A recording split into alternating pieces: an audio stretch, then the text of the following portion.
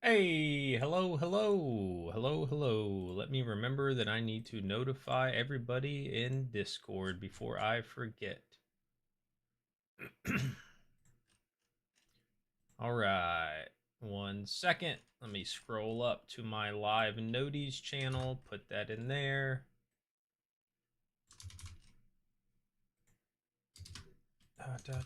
Everybody hear me okay?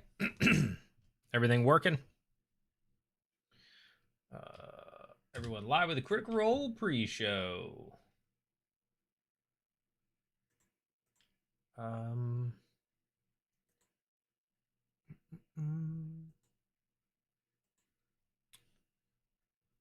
oh, I didn't.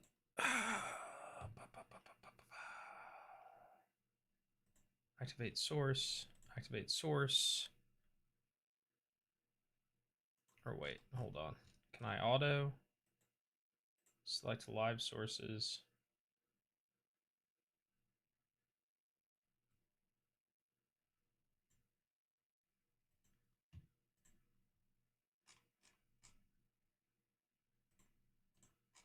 Does it have me coming through bed live? Hey, appreciate it. Hold on. Does it have me with the wrong title and thumbnail? No. Okay, let's try auto find and activate.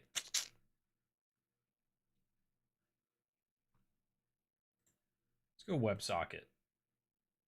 Hey, I think we got it. I think we got it. Activate selected.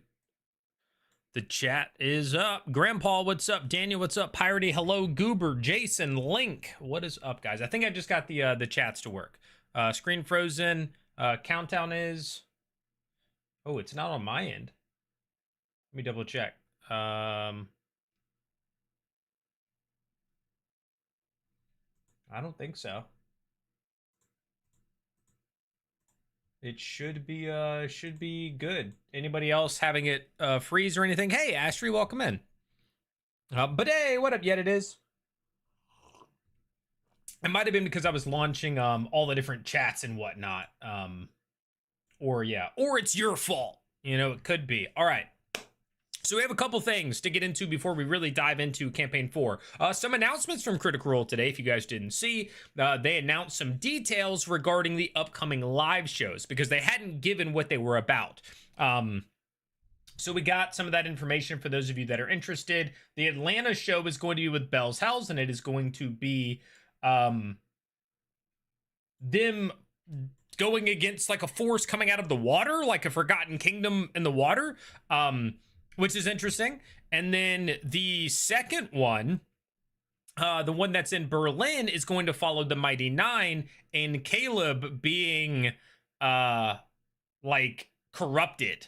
And that's going to be, so the first one's going to be played in Daggerheart. The second one is going to be played in Dungeons and Dragons. I think all of them except for the first one are going to be Dungeons and Dragons, actually. So yeah, just fun fact for those of you interested in the live shows. We got some details. Yo, what up, Dagomars? Woo Schemer was getting Hounds and King Gus this week. So excited. Heck yeah. Daniel says, my guess for cold open this week is Thimble and Wick. That would be interesting. That would be interesting.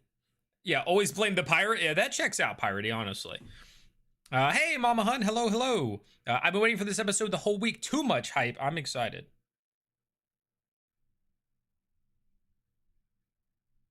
I'm excited.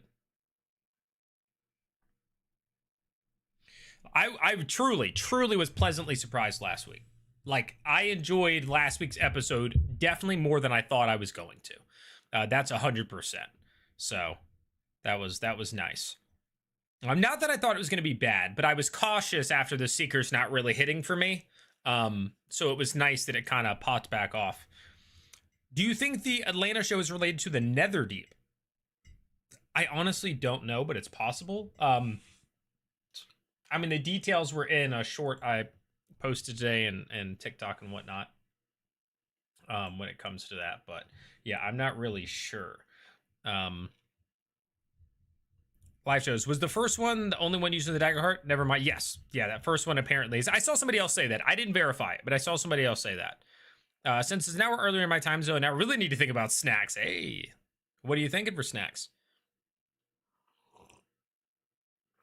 I was glad we met the other curator. That it was awesomely boring. I loved their interaction. Like when they started throwing insults at each other, I was like, I'm into this. You know, it's like two rich posh people just like, you know, like slyly saying them, not out of anger, not out of just like insulting. It was good. I was just about to bring that up, Dago. Give me 1 second. I was just about to bring that up. Jason says live shows are hit or miss for me. I haven't really watched the live shows except for the one I was there live at, which was just a great one to be at because it was where they announced Campaign 4. I was at that one. I was there when the freaking, you know, the first ad for it appeared up on the Jumbotron and stuff. So that was exciting.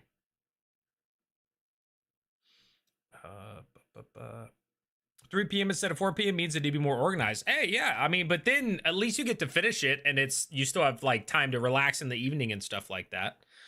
That's nice. So Dago said, did you see that clip of Brennan potentially spoiling what's under Veilos' veil? This will probably come up more than once tonight. If you don't want spoilers about what may be under Veilos' veil, go ahead and mute me for a second. I'll do a little countdown here. 3, 2, 1. But he was in a thing talking about different characters and how all the male characters wanted to be like, you know, pretty boys, and then all the women had these like cool dark things about them. And apparently he was like, you know, the elf with the metal jaw underneath the veil, and so she may have a metal jaw. Yeah, that might still be in. It might not be, but we'll have to see. Belair and the Curator, that was pure wit. I enjoyed that a lot. No doubt about that. That was a good time. Done talking about the veil. I'm done. I guess I could type it. I'm just gonna say done. So if you're like, don't spoil it in the chat. I will say that. Yo, what up, Mal? We're gonna see. I'm going to be making my customary giant bowl of popcorn. Let's go. Do you put any seasonings on it for your popcorn? What are we doing? A little butter, or you know, a little something else?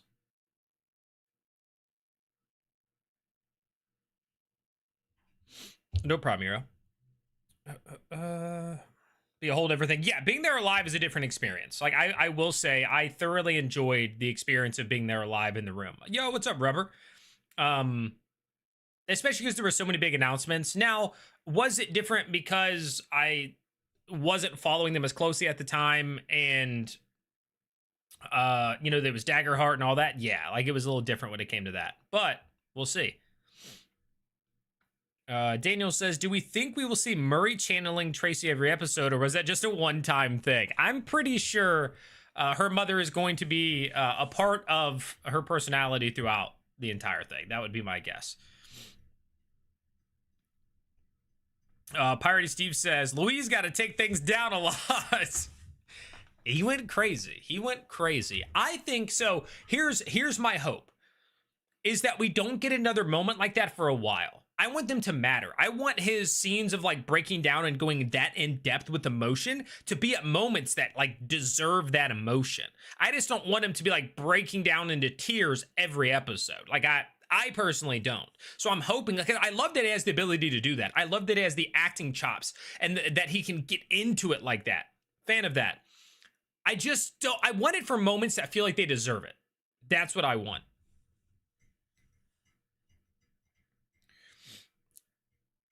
And I appreciate that, Dag. Yeah, making sure not saying anything too obvious with it. I typically just do salt, but I've been known to toss it with Parmesan cheese or a little black pepper sometimes. Parmesan cheese in the popcorn is interesting. I'm so excited for more Belair. I love his character so much. What's up, Spamuel? Yeah, Belair's in. I mean, this again. I'm actually so happy that this group's first episode was as good as it was, because after the Seekers, I was nervous. Truly. So I'm quite happy that the Schemers are off to a good start. Now, hopefully they keep it up. The fact that we're now getting King Gus and the Hound potentially and all that, like, I'm thinking maybe, you know, gonna help with that, making it good. But we will have to wait and see.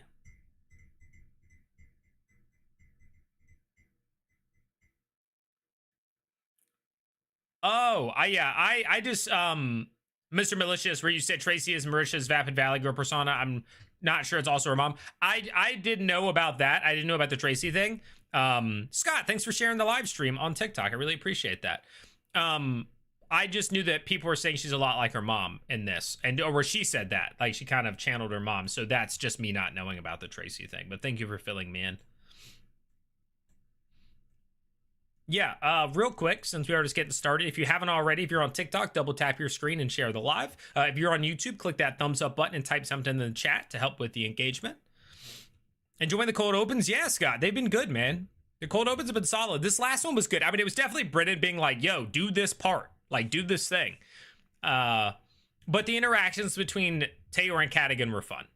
Even if Cadigan's still playing very close to the chest when it comes to his past. Daniel said, I like Louise's commitment to the role. He never phones it in. His portrayal of Xerxes and Calamity was amazing. I saw somebody, I don't know if it was a tweet or something, where somebody had said that he's basically just playing Xerxes again. And I don't know, but, you know, people will find anything to complain about. It's kind of like everybody saying, oh, Liam's a sad boy. Some people just gravitate towards certain roles. They like playing certain roles. Like when somebody, like if you go and play a game of D&D, how often are you playing a game of D&D with just vastly different personalities? Like your characters never share the same tendencies. They never have similar. No, because it's you behind it. Of course they do. It's you as a person doing these things. So you're always going to fall into your comfortabilities, right? So I don't mind that stuff really at all. I didn't get a noise for it, but I see it. We got a, I want to know why I didn't get noise for it. I'm a little worried about that. Thank you for the super chat from Daniel. $5 super chat says, will the schemers need to rescue Gus in this episode? I have been assuming that the Draconis are going to attack him when he comes to the city. Will they need to rescue him? I'm trying to think why the schemers would without knowing more. Like, we don't know how much they know, right? So, you know, they might just be, oh, this is the king of Timony. Oh, they're taking him out. Or they go, oh, he can help us. Yeah, I don't know. Yeah, I'm not sure. Now, let me catch up on chat. I know I skipped some. You just made an Oscar and a hug. Yeah, what's up, Samuel? Makes sense that Bells Hells is Daggerheart. You know, they basically designed their characters in the Daggerheart. Yeah, I mean, they did it in the last thing, so that does make sense. In that live show, that last live show. The one that I went to, Indianapolis one. I was so impressed by that moment. Louise is so amazing at embodying those emotions. He's good at it, man. I mean, he's an actor, you know, like he's been in movies, TV shows. Of no relevance to the current conversation, but I had the first session of my Daggerheart campaign last weekend. How did it go, Dr. Caliban? Spamuel on TikTok says, I feel like the schemers are going to dig into the politics of everything happening to wrap up this. Yeah, for sure. There's definitely going to be a good bit of that. Work days for everyone went better than I expected. I agree. And I said it in my review. I think they were the right length. And it wasn't like a full day by day. It was like, okay, what's the main task you have? Okay, you want to talk to Din and Cora? Drop off your supplies, talk to Din and Cora. Oh, you want to go check out the wing? The Celadine wing? Cool. You show up, you go and check out the Celadine wing, right? They just each knocked out one task and then it moved. One task and it moved. And none of them were super boring. Like they all had their, you know, their funny moments and also some information gained. It was so much more of a back and forth between player and DM. And for me, they desperately needed that. The Seekers had way too much one way for me. So the fact that it was a lot more player and DM going back and forth, I'm all for it. I enjoyed that. Judging from the recent con interview, I bet Louise had a lot of ice cream after that crying session at the table. Enjoying the okay, responded to that. Got 3 original cast members plus Academy Award worthy Louise. Schemers are gold. Now, how did you like it? Ooh, how did I like what, Mama Hun? Oh, wait, being at the live show? Or something else? Taliesin, Louise, and Liam are amazing at chewing the scenery, so I just know we're in for some fun times. I hope so. With how the story is formatted, cutscenes and cold opens are needed. Agreed. I think it helps a lot. Platers. I thought they all did a great job of not taking the spotlight for too long. They said what was needed and moved on. Exactly what I was just talking about. Yeah. And of course, some of that credit definitely goes to Brendan for being able to kind of be like, okay, this is what's happening, and then go. There's definitely a talent there. And I'm sure they've learned as they've gone as well. Miss Wilson said, yeah, I think Murray is supposed to be a lot like her mom, but that particular performance was dubbed Tracy early in the Mighty 9 Days. I got you. Okay. Azune is in a rehash of Xerxes. They are both paladins, but that is the extent of the similarity. Hey, what's up, Allie?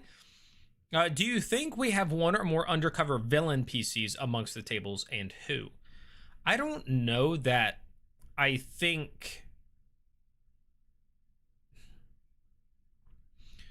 don't know that we have like undercover villains. I think we have people who could potentially clash. In, for instance, Veilos, her belief system clashes with everybody else's. She believes the gods should still be alive. She wants to bring back her god. Everybody else is like, cool, the gods are gone. So it's not that I think she's a villain. I just think her belief system and their belief systems are different. So there could be a clash there. Julian, of course, has the potential to clash in a lot of ways should Octus ever not want to kill one of the Taconas. Like those sorts of things, right? There are moments for good clash amongst the group.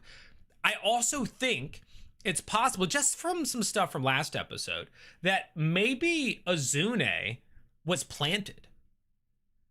Maybe he's a plant and he doesn't know it. I don't know. Rescuing Gus would be an all hands due to everyone coming back. Yeah, that's what I would imagine something like that being versus just them. Yet it says, I mean, it's their game anyway. At the end of the day, they should be allowed to make characters that speak to them. Yeah. Hal fought for King Gus. Oh, yeah, okay. Yeah. In the War of Axe and Vine. Dago says, Halavars will probably be after Gus, but the Daconas will probably want the Hounds for their paladin traits. Dr. Cowlin says it went great, but his nickname is Whoops All Druids because everyone wanted to play a druid, so it's 2 druids, a beast ranger, and a shadow step rogue. Well, hey, as long as they can survive and everything goes well.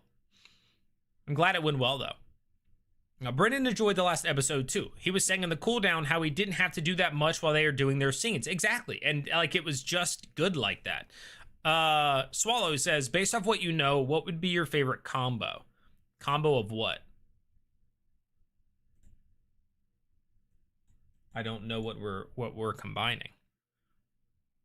Or if that was in response to something I said. I'm sorry, I forget a lot of the things I say because I keep reading and responding. And so if it was messages up, you're going to have to repeat it. It's, there's a lot of messages, and I try not to miss any, so it's a bit of work.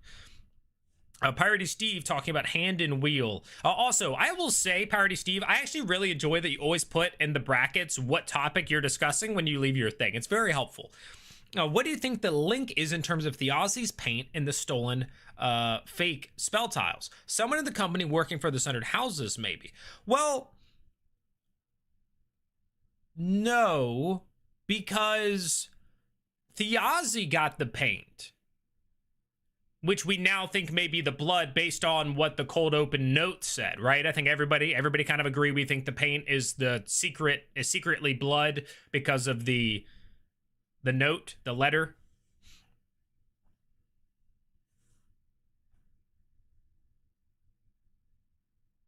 Daniel says, if there is a heel turn coming, Belair's the most likely to do it. He has randomly murdered his associates before. Yeah, Belair's another one that I think there's definitely a chance of conflict.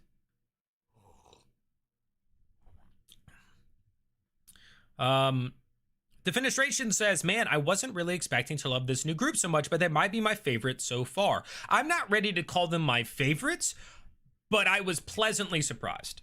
I was very happy with the Schemers. Very happy with the Schemers. Maybe after this episode, I'll feel better about saying favorites and stuff like that. So I'm not ready to say that. I just think, to me, and I'm sorry that I'm always railing on the Seekers, but it's just such a contrast to the Seekers that maybe I actually only feel kind of okay with them, but they just feel so much better because I just was not into the Seekers. So now it feels like, oh, good, like we got something that I'm actually enjoying.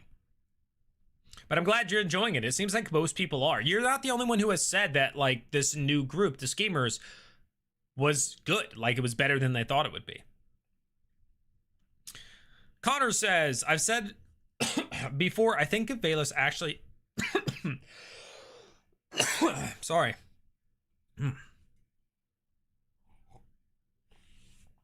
I think if Veilos actually tries to bring back her god, the others will have to stop her, because if it can be done for hers, it can be done for the others. Completely possible, yeah. I mean, that's a thought. Sunken Train, hello. Astro, hello. I was talking to Dr. Caliban, but first off, I can't wait for a scene when all the interns and TAs are running around the museum. I can envision mini shenanigans. Yeah, Murray's getting a whole team. I still can't figure out what the Daconas are doing with the Paladin statues. Yeah, I would like to know more about that. Like, there's some sort of detection, some sort of, you know, like, but why? Right? Eero says, I'm happy. Oh, wait. Piratey on brackets. Yep, I started using them because I couldn't always remember what topic we're on. There's a definite gap between what you say and where the chat comments are. Exactly. No, it's definitely helpful to remind me. That's what I was saying. When some people will say something and it's like to something I said 5 minutes ago and I've read 13 messages since, like, it's hard for me to remember sometimes. Eero says, I'm happy we're getting what the other houses are doing. We've had too much focus on the Daconas, and I want to see how messed up the system as a whole is.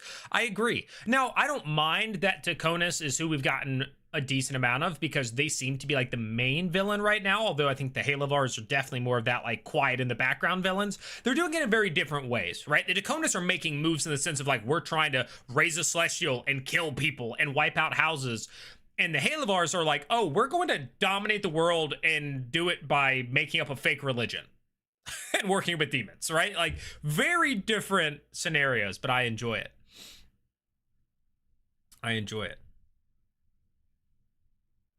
Candlegal says, okay, Liam and Louise, I'm new to CR, so I grinded the man campaigns, so I was caught up for the end of C3, but I need to go back so I can watch Louise. I was really impressed with him. Yeah, no, he's very good.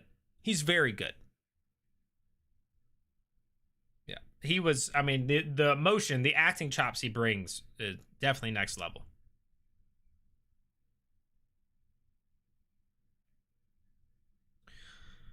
The schemers feel like more of a team. The seekers were always a weird group because of the internal tensions among them. I agree.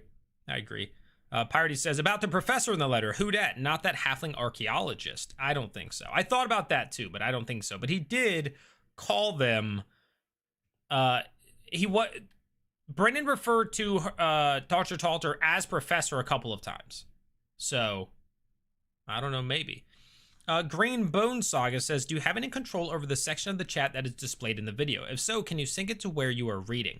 The problem is that when I fall behind, I'm reading messages that have already gone off screen. But now I'm caught up, so it should be better now, Green. Like, your message is still at the bottom of the, or the top of the screen, and I'm responding to it. So if I can keep up, it works. If I can't, it just gets harder. I can only fit but so much on the screen at once. And I fall behind sometimes because not every response is like, cool, love that, right? Sometimes I go like this, I'm talking about it, but I try to keep up. Hey, bud, I'm a newbie D&D player. Can you give me a unique build for a level 5 character with 5.5 rules? I'm not a character build guy. I personally love a couple of things. Go swashbuckler rogue and have fun. It's not unique. Eladrin, you know, so you can get a good little teleport and stuff like that, Woody. Yeah, I would go in more depth and try to work through that with you, but because this is the Critical Role show, the pre-show for the episode, I tried to, during this live in particular, I try to stay focused on that because not everybody here wants to listen to me talk about D&D stuff. But maybe another time or something.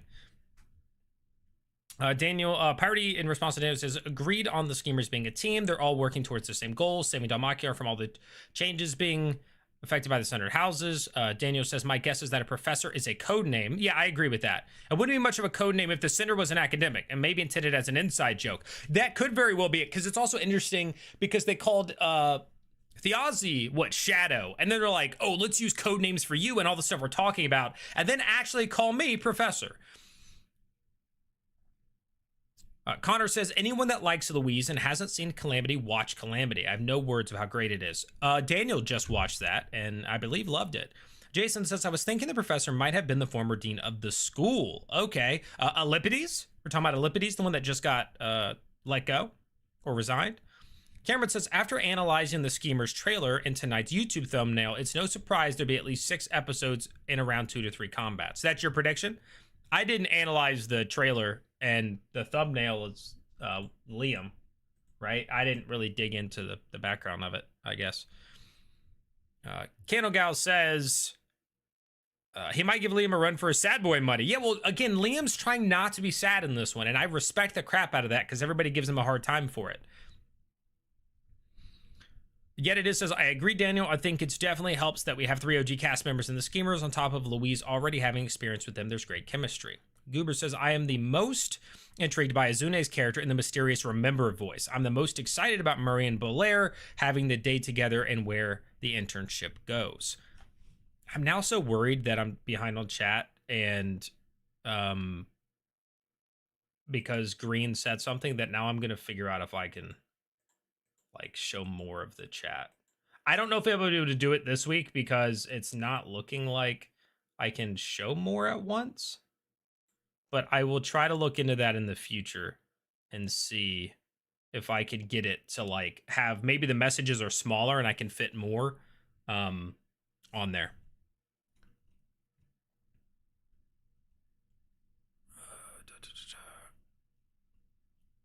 Oh, I think you missed mine. Hey, Vit W, what's up, dude? I was asking, do you think that the lung illness that the soldiers saw are people tapping into the light domain subconsciously or filament side effect? I don't think it's either. I think it's a sickness created, right? It is an illness that was created by the Halovars to make people turn to the light, right? They created a problem to offer a solution. That's what my take is. I don't think it's anything else. Hey, Slice, thanks for the 26 months. Oh, my hype button isn't working. I can't hype you. So yeah, that's my take.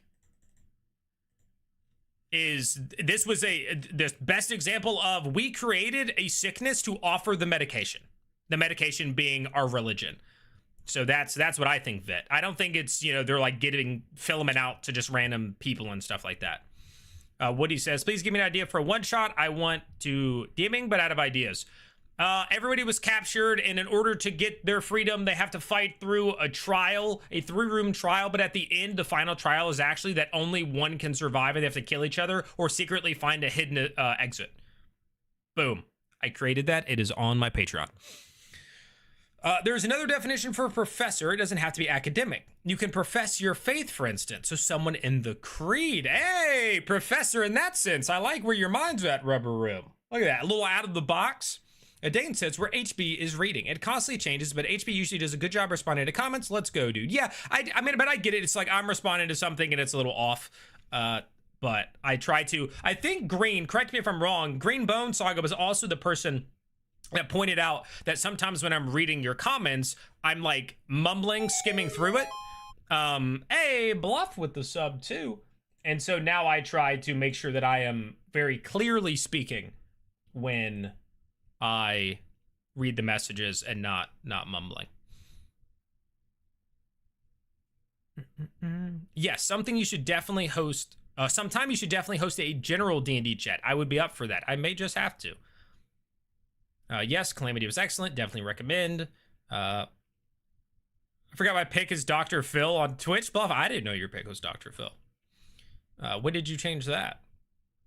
Canogal says, Louise and Liam with their you are enough moment and Taliesin feeding the man behind the mask. Both of them are close in running my favorite moments. Yeah, feeding the man behind the mask was so wild. I don't know why he did it in such a way that felt like he was trying to torture the guy underneath and then saying like there would be a chat or something. I don't know. Brennan did mention with Belair that Thiazi has a habit of being ironically literal. Defenestration says, this might be a hot take, but I really have a ton of hope that the Seekers have a lot of potential to be great. They have that feeling of a new group coming together and becoming a found family. I think they're going to break up.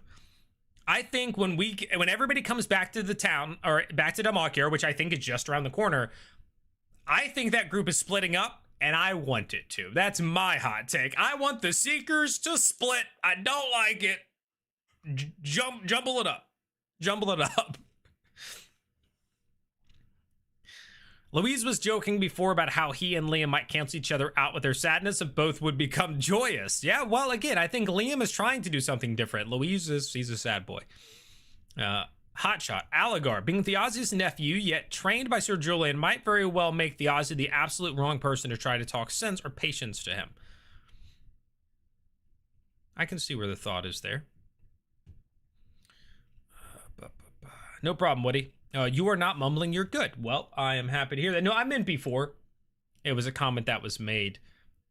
Because if, like, I was trying to catch up on chats, for instance, if I was going to read Mama Huns, I'd go, so I'm wondering if tonight Murray will explore finding the missing grad student. Like, I would do that because it was me just trying to catch up. And so they pointed out that, I guess, it was bothersome or something. So I have now adjusted that. It requires me to speak a lot more. But other than that. But Mama Hun said, so I'm wondering if tonight Murray will explore finding that missing grad student. It sounds like he could be a good ally for them. Correct. And his whole illusion thing, what if he's the one that Theozi had do the illusion on the paint? There's the connection. Boom. He's the one who did the illusion because he's an illusion savant on the paint. And now we have everything we need. Okay? That's my theory for the night.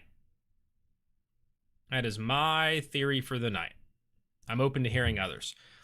Needed to find, Neurogasm on Twitch says, need to find an association to why Theozi would be named Shadow, when the professor would have a similar connection to the name Professor. Okay. I get what you're saying, yeah. Theozi is to blank as is to Professor. Yeah. Vit says, you think Sam is setting us up to be comfortable with Wick ascending into godhood? Yeah, I think that's definitely possible. I think the whole idea, like if any character is going to or could, it would be Wick in the sense that he was following a religion that he truly believed in, found out it was kind of made up, but still believes in the goodness and the possibility, right? Like that's kind of who you'd want, right? Astro Panda says, I just looked up the definition of professor. Maybe the professor is one that teaches or professes special knowledge of fairy or multiplanar study. Yeah, well, that's kind of like somebody had pointed out earlier that, you know, you could profess as in like profess the creed, could be a member of the creed. You're saying the same thing. Some of the teacher professes special knowledge. Yeah. Could be any of that. Jason says, I really don't want anyone ascending. I don't know why, but I don't either. I think it's an overdone trope that the characters end up becoming gods. It's overdone, but if anybody was going to right now, it makes sense that Wick would, because he would prove that like he stuck true to the faith regardless. But I'm also like, it would be cool if they just didn't. My guess is the missing grad student is dead. Okay, perhaps the people found him and wanted to know what happened to what was taken, and then, they found out about the paint, and that was that. Mr. Malicious says that blood paint might be from the pool in Tanazar. The Azra's, like, blood well thing? Goober said, Liam had an interview that asked which character he wants to meet the most. He answered Veilos. I look forward to the table mixing. Yeah, I saw that. I'm going to mention just very briefly once that I have continued to try to get interviews with them. And I've emailed, I've reached out, I've filled out forms. I added the freaking like CEO or not CEO, not Travis, some high up like COO on LinkedIn and messaged him. Nobody has responded to anything. And then I see these other people get interviews the whole time. And I'm like, come on, man. Moving on though. There was also illusion magic on the fake spell tile. Maybe the grad student got a job at the Hand and Wheel after he couldn't busk for money anymore. Or, like, somebody else made it, or somebody had bought it or something, and then he was hired or forced to do it, and then killed because he didn't. Or he'll be the, like, person who's still being held captive for his abilities, and freeing him will be how they gain a lot more information about what's going on. Canogal says, I like that Liam is trying to brush off his sad boy image, but think Brendan is angling to pull him right back. Somehow I think birds will be involved. I mean, there's always the bird on the windowsill. Yet it is says, Sam almost always has either two characters or a character with two different personalities. Do you think we'll see that with Wick this campaign too? I just know he has something up his sleeve. I don't know. I mean, maybe Sam has already thought that out. But I also think some of the times when it comes to those things, it's more of like later on an idea comes to him versus like he starts with it. But I don't know. I'm not in his mind. But I think in another interview sort of thing, they were asked on a panel about how they create characters. And like this person starts with music and this person starts with that. Liam starts with what he's going to struggle with in the campaign. Like what is going to be the personal struggle. And Sam, I believe he said he starts with a character flaw. He starts from a flaw. And so maybe Wix is naivety, right? Maybe it's just that he's very naive.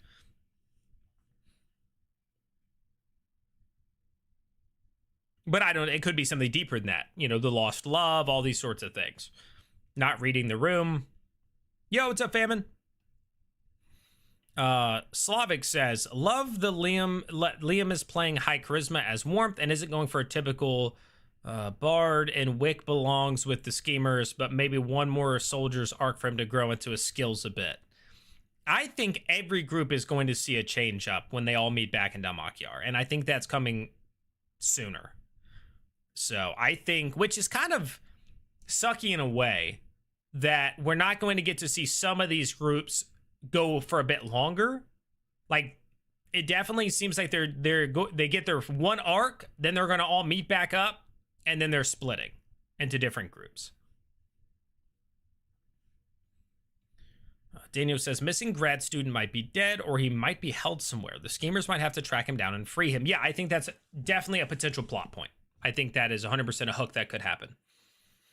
Canogal says, Sunken Train, that missing kid is 100% dead. So we have a decent amount of people, what's up, Mikey, who think that the illusionist is dead, and then other folks who think that he's being held captive. Shall we do a poll? I believe that is a good enough time as any to do a poll. So let me remember how to do this. Start a poll. Is the illusionist, savant, TA, wait, no, grad student, wait, let's say the illusionist is dead, captured,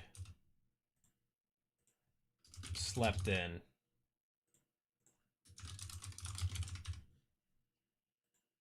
All right, poll is up, top of the chat. We have the illusionist savant grad student is dead, captured, slept in, something else.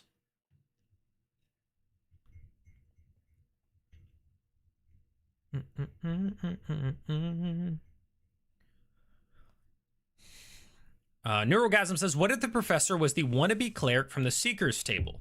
Well, yeah, somebody else brought that up. Like, what if it was Dr. Talter?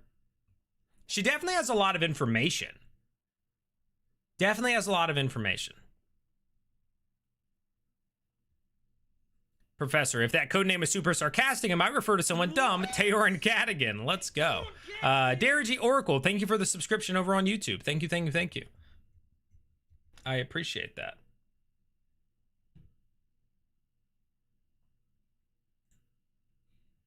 Thank you, thank you, thank you. I will throw it out there now. We've been live for about 40 minutes. If you have not already subscribed to the channel, click that subscription button. If you haven't already given this video a thumbs up, click the thumbs up button. If you haven't already typed something in chat, type something in chat. Even if it's just, hey, NERDCORE, you're really cool. Thanks. If you're on TikTok, double tap your screen. If you're on Twitch, give me your Prime sub. Oh, Bluff must have come into some money with the 5 gifted subs on Twitch. 5 gifted subs on Twitch. If you got a sub from Bluff on Twitch, make sure to say thank you if you're actually over there. Thanks, Bluff. Appreciate that, dude. I can't see the poll. You're on, Mama Hun, you're on the vertical side. You're on the vertical side. So if you click on my little picture and you go to the horizontal version, you will see the poll. Sorry, I don't have it in both chats. We were back and eat dinner. Sounds good. All right, I got to catch up on chat because all these subs are coming in. Sam wings it. It's weird to call them sad boys when Robbie and Cadigan is right there. He is having his own little thing, isn't he? All right, I'm back up. Defenestration says, well, I love the Dakotas as villains right now. The Halovars to me feel like better villains. It's a very different type of villain. Very different. I said that earlier. It's very different. One is more direct, like, I'm evil and I'm trying to kill and take over. And the other one's like, oh, I created a religion to make people be submissive to me and I'm going to take over and rule through that. Right? Very different approaches. Daniel says, I'm hoping we see a lot more of the Cormorants as antagonists. They are looking in the background, but we haven't gotten to see much of them. I want to know if they're good guys or bad guys. I said, hate a famine. Mama Hunt said, Sam wings it. There's Mikey with the Charmander. Polls are great. Connor said, Sam recently said they just filmed all the coming together again and they're filming 3 months in advance. So I don't think it's happening right at the end of the Schemers arc.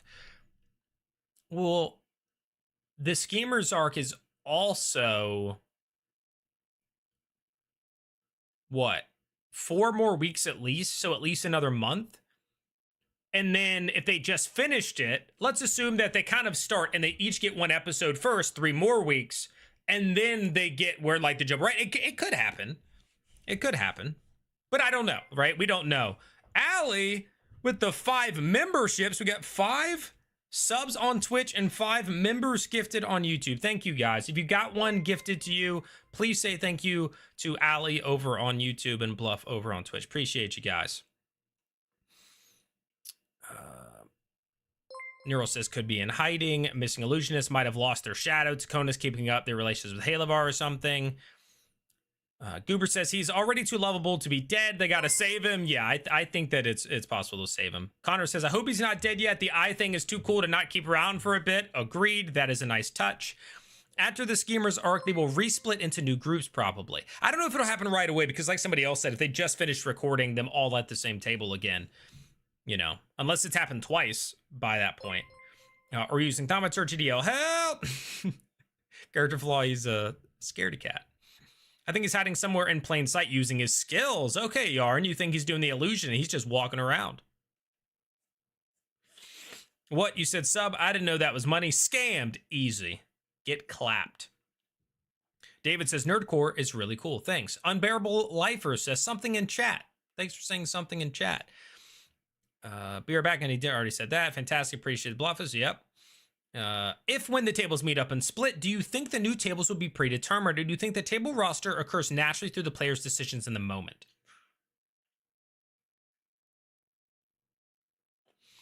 I think it's both. I think naturally Brennan knows who's going to want to go where. He knows who's probably going to want to go to, let's say, the Golden Orchard, right?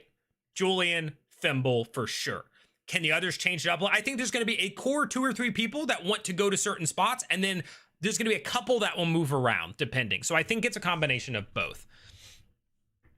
Been busy, but listening in. I appreciate it, David. Maybe he's doing something as protest for the changes. You think the illusionist is, Krish?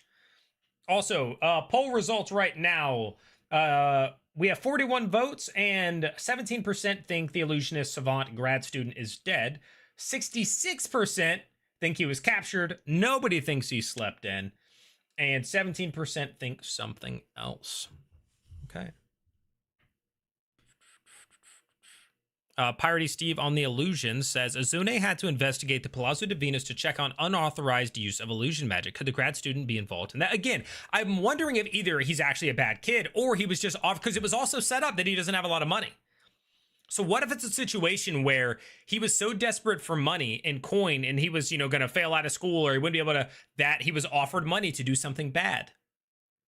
That seems like the kind of narrative thing, some sort of ethical dilemma situation that Brennan would pull out.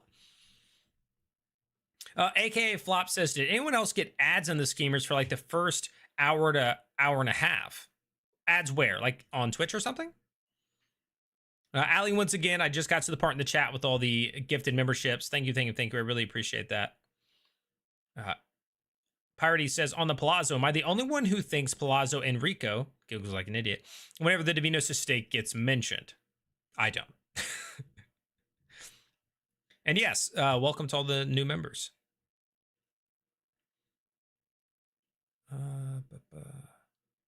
Murican says, Halivor will likely be the schemers Taconis. They are more engaged in politics, where the Taconis have thrown politics to the wayside so they can make big moves. So so far, do we know that the Halivors are super involved in the politics, or just like they move like politicians, right? Like they move in the background, controlling things and knowing things and all that. So I don't know that they're like any more involved in politics than the Taconis are. I think they're more gaslighty. I think they're more schemy. That's my take. Collingen says, just hoping for finally see what's the deal with King Gus. So much hype in the Soldiers Table. Yeah, I've wanted to know about him for quite some time. Famine says, wonder what exactly happens when someone loses their shadow. Could be he's shadowless and we will see his soulless body with the cool eyes walking around with someone else, meat puppeting the body. What is the shadows being stolen? Is that tied to demons? Yeah, I think that was the idea that we all got. I can't remember now if it was like outright said, but it was that the Taylors cut off the shadow and then maybe then they get to put a demon inside of them. But I'm not 100% on that. I don't remember if it was outright said or if it was just us, making assumptions and filling in gaps.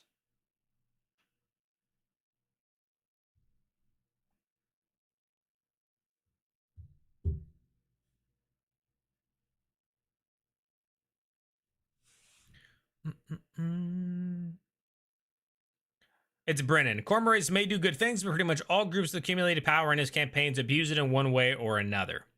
Yeah, I guess that's to be expected. But then doesn't it also, in a way, make it kind of obvious, right? Like you can anticipate because you're like, oh, they can't be good. They can't do whatever,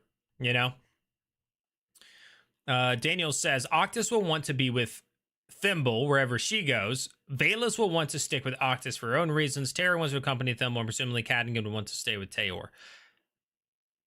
Why do you think Octus will want to be with Thimble wherever she goes? What's the tie you see there? Veilos and Octus, yes, I think that they probably want to stick together. I also am not 100% sold Tayor like really, really wants to be with Thimble. Like I don't know that can't be broken by something else. And sure, maybe Cadigan likes the idea of being with Tayor, but I don't know that those connections are strong enough that they wouldn't potentially split up the groups. Like none of those, other than Veilos and Octus, none of those are strong enough to me that I'm like, this is locked in, right? Like I think most of those could be split. In my eyes, at least. I want to know why Wick's grandmother wants to see Hal. Probably because Wick was there at the funeral and all that, and now he's missing. And so she probably wants to know where he went and what he was dealing with. The Halivars are behind the rebellion against the King Antimony? Yes. Yes, because they're basically trying to turn it into a religion and then calling him a tyrant.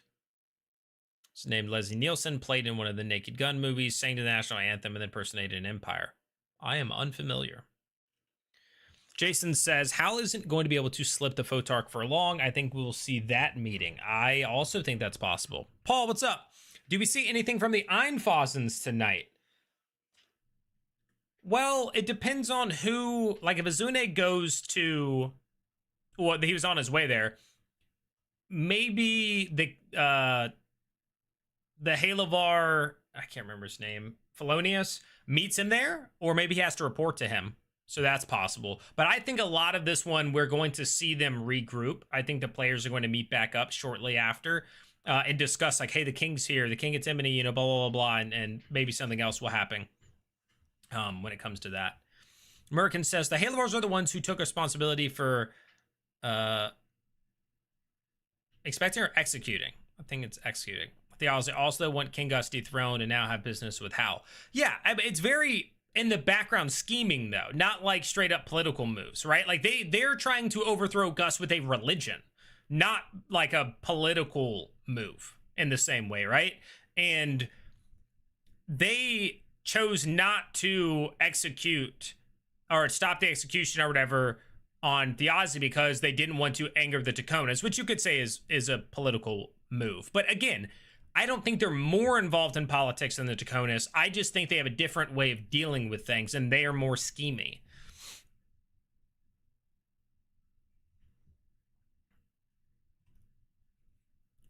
I present to you King Gus. What again? Do you guys you're maybe looking to? Yeah, him not being in the thing and apparently out on a horse. Yeah, I like that though. I like the little twist and the little fun with that though. Azune will find illusionist, maybe, or at least some tracks that can lead them there. Neurogasm on Twitch says maybe the shadows are taken to create the lung disease in the filament is the cure. The shadow was taken. I don't know why they would have been doing it to Tayor then, though. Because they're trying to get rid of him, not just give him a lung disease. Ozune will have to deal with the Einfoslins pretty soon. Yeah, because that's who sent him on this mission personally.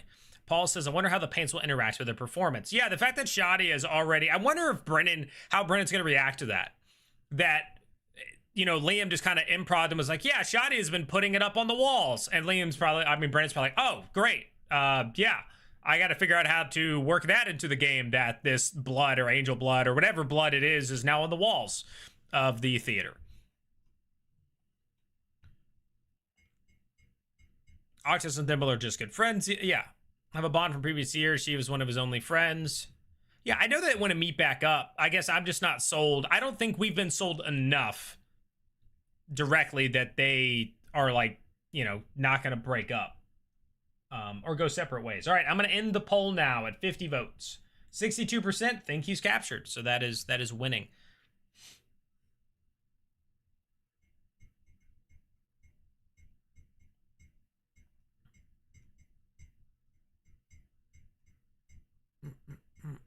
Taylor and Cadigan haven't seen each other in years. I don't think it'd be crazy for them to go different ways again. Yeah, agreed. That's all I'm saying is these are all fine little threads, maybe, but a thread snaps. Right? I just think they're all pretty weak connections because, all these people still kind of split off and went different ways, and some of them were closer than others and things like that. So I think Cadigan wants to stay with Tyranny since she saw Marianne. That's also possible, maybe because there's now that sort of bond that they have, but again, kind of loose still. But he might be like, I want to know what else you see in that dagger, so I'm sticking around, right? Nurse Jojo says, after watching Tailgate this week, I believe Ashley was uncomfortable being at the table with 3 experienced DMs. Could have affected her role playing, or different from the Overture. Well, I don't know that that's what made her different from the Overture. I just think her whole gimmick came to head too fast. For me, her whole show, she needed something deeper than I'm just here to get the night song. Because then she saw the night song and then just, oh, cool, what's up, guys? Can I hang out with you? I want to smile and be friendly with you all now. And she showed up in such I'm mysterious and very tough and awesome. And then just immediately it was like, oh, you have the stone? Cool, we're good. And then just moved on. So I just think her thing came to be too fast. We didn't get a steadier transition.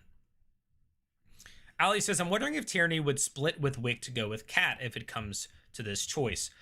That would be surprising if she chose to leave Wick. Wick may choose to separate from her. I would find it difficult to believe that she would just be like, I'm going to leave. If anything, they would have a conversation about it. Maybe he grants her the ability to, because she is kind of contracted to him or whatever. Party Steve says, in relation to King Gus, it seems like Critical Role is playing up that he's missing, but I just thought he decided to ride a horse because he's a king and wanted to. I also just assumed he wanted to ride a horse. Yeah. Boneyard Mod says, howdy y'all. Dang, I enjoyed the Scammers first episode a lot. Same. Excited for the ticking clock of Howl's Plays opening night. 100% expecting there to be fireworks. Not sure if the timeline works for the other tables to show up that night. Yeah. I think they'll show up and then... Yeah, I'd have to look at the timeline. It's probably within a day.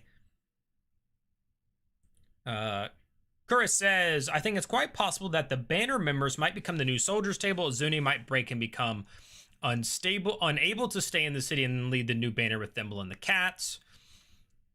Sunken Train says, who do we think will be in the cold open tonight? It's going to depend on if they're already going to show us the Seekers, which they didn't. Again, they didn't do that with the soldiers before. We didn't see the soldiers for 2 or 3 weeks. So if they show us the Seekers, I could see that. If they don't, then Thimble and Wick, or Tierney and Wick together again, maybe. AVPH says Wick's grandmother wants to see Hal because they can leverage the Hallow with blackmailing him to be a spy. You think that's it? I think they just want to ask questions about Wick and what might have happened. That's my guess. Connor says, I think something bad is going to happen opening night of the play. Oh yeah, I think we're all pretty set. Something's going down when the play happens. Mama Hen says for the cold open to the Seekers. Yeah, again, it depends on if they are going to already start showing us the Seekers cold opens.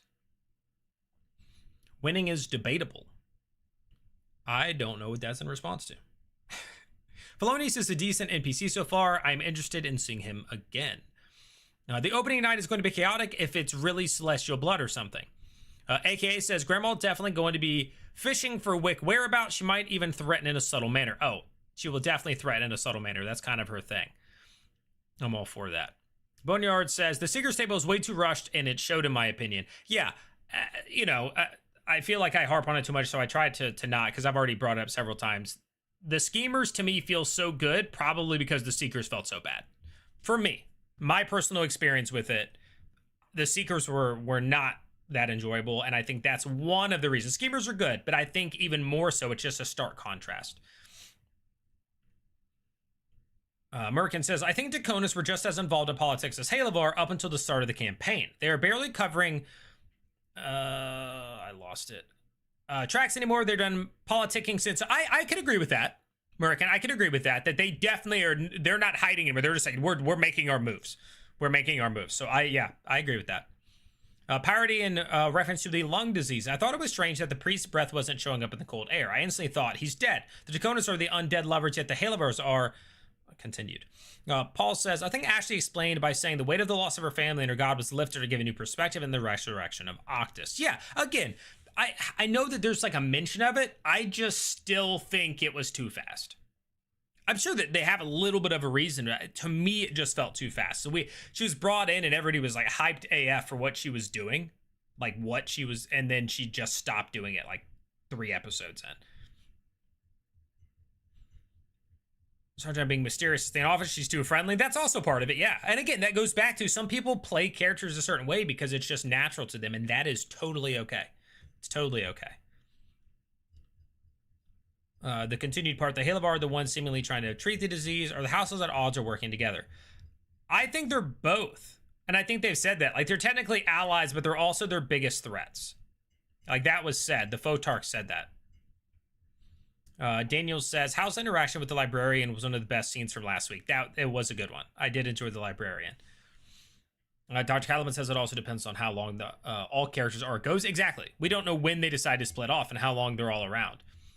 Bull says, is there any theories on the paint or the dead man's letter? I think the paint is the thing mentioned, the blood mentioned in the dead man's letter. The question then is it celestial blood or is it blood from Asgra's well that was in Tanazar? Or is it something else? Right? There's a couple options for what that blood could be. Kaden on TikTok says, I'm like 3 episodes behind because I lost interest even though I so desperately want to be interested. I get it. Kaden, I'm going to somewhat self-insert and say, if you just weren't getting into the Seekers, 1, they're almost over, so you could power through, or, and the last 2 are okay. They're actually, the last one was kind of, yeah. You could just watch my recaps. Like, if you're like, hey, I want to get caught up again. I want to be in the excitement of watching the current episode, but you don't want to have to sit through, 12 hours of the stuff you're not enjoying. My recaps are between 15 and 25 minutes long.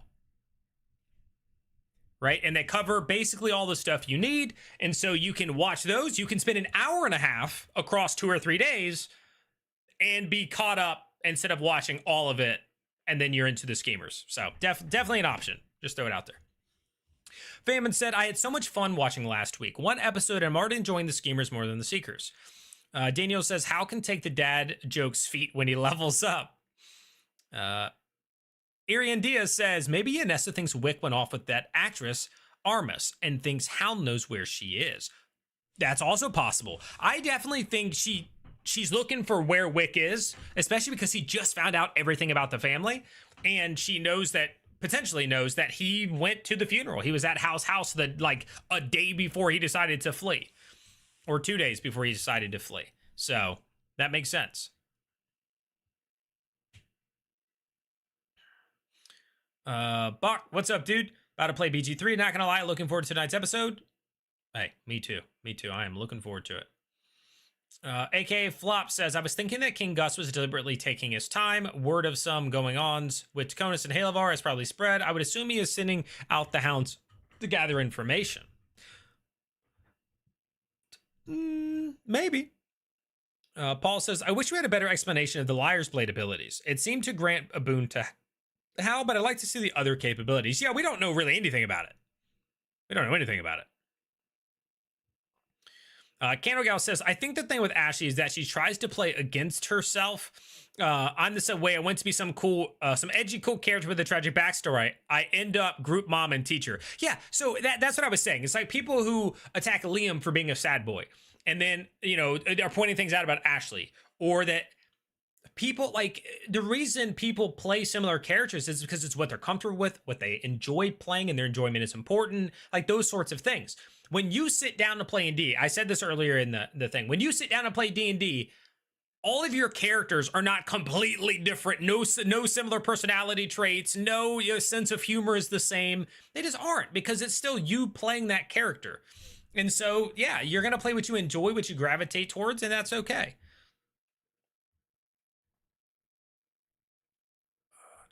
Seekers never knew anything. Fans figured most of the lore. Yeah, that was another thing where it did feel like sometimes they caught on faster, like they weren't catching on to the stuff, and that again led to Brennan having to over-explain some things. But it did happen with the Schemers last episode too, where he was explaining the forgery and the fake whatever, right? Like they were different. And so it was confusing a little bit, but it also, like, I got it once he was like, oh, this is that. And I was like, oh, okay, cool. And then at the table, they're like, wait. So that's the fake one, or the, like, they were still kind of confused about it. Also, welcome in One Tie Bear. Piratey says, Nerdcore relation to Hal. Did you catch that the Liar's Blade gives Hal advantage on deception checks? Still think he's not more than a family man? It wasn't his blade, right? I still think he was a family man. Yeah, I think he fought in the Axenvine War and then he retired. He may have something from back then that, like, he did or isn't proud of or something like that, but I do think that he's a family man. I think he gave everything up to be a family man. Goober says, I think Taisha may have a flashback cold open. I want to know about her history with Hal now that we are watching Schemers. Oh, yeah, we could get some of those now. Neurogasm says, odds on Belair being evil and turning on the party. I don't know that anybody's going to outright turn on the party, like full on evil. I said this earlier. I think there are people who can clash. They can provide some clashing amongst the party. Belair being one of them, Julian being one of them, Veilos being one of them, either because of their background or like Veilos' religion and things like that. I think we could see some clashing. Agreed, they will have to engineer a new arc for Veilos. It went off without a bang. I'm finding Ashley's embodiment of the character is unconvincing at the moment. Hope she finds her feet. Yeah, I think if she would have started this way with the character, it'd be fine. It's just that we got something that was like so unique and cool for a very short period of time, and then it just switched really fast. Which is why I think it some people are like, whoa, you know. Neurogasm says on Twitch, orc blood on the orc god shrine. What could go wrong? Terry on TikTok says, I wonder if each house has the yin and yang vibe I get from the Halavar and Tuconis. I don't think so. I don't think we get as much of that, but I'd have to kind of look at the banners and the descriptions of the houses again in this moment to really determine that. Mama Hunt says, or get a Patreon account and just read his notes. That's true. For those of you who don't know, thank you, Mama Hunt, for plugging this. I provide my recap notes to the public. Well, not to the public, but I put them out there to members on YouTube. So if you become a member on YouTube, you can read through my notes and also refer back to them. So if you're like, oh, what was that person's name? Or what was that moment? Go open up the Google Doc, Control F, type it in, boom, you get to the part. Or if you subscribe to my Patreon. So if you become a patron on Patreon, Or if you become a member on YouTube, you get access to my recap notes, which normally become available sometime between Friday and Sunday after the episode. I normally publish my recap, and then I provide the notes publicly or to members and patrons. So if you want to be able to read through and reference my notes, then that is what you can do.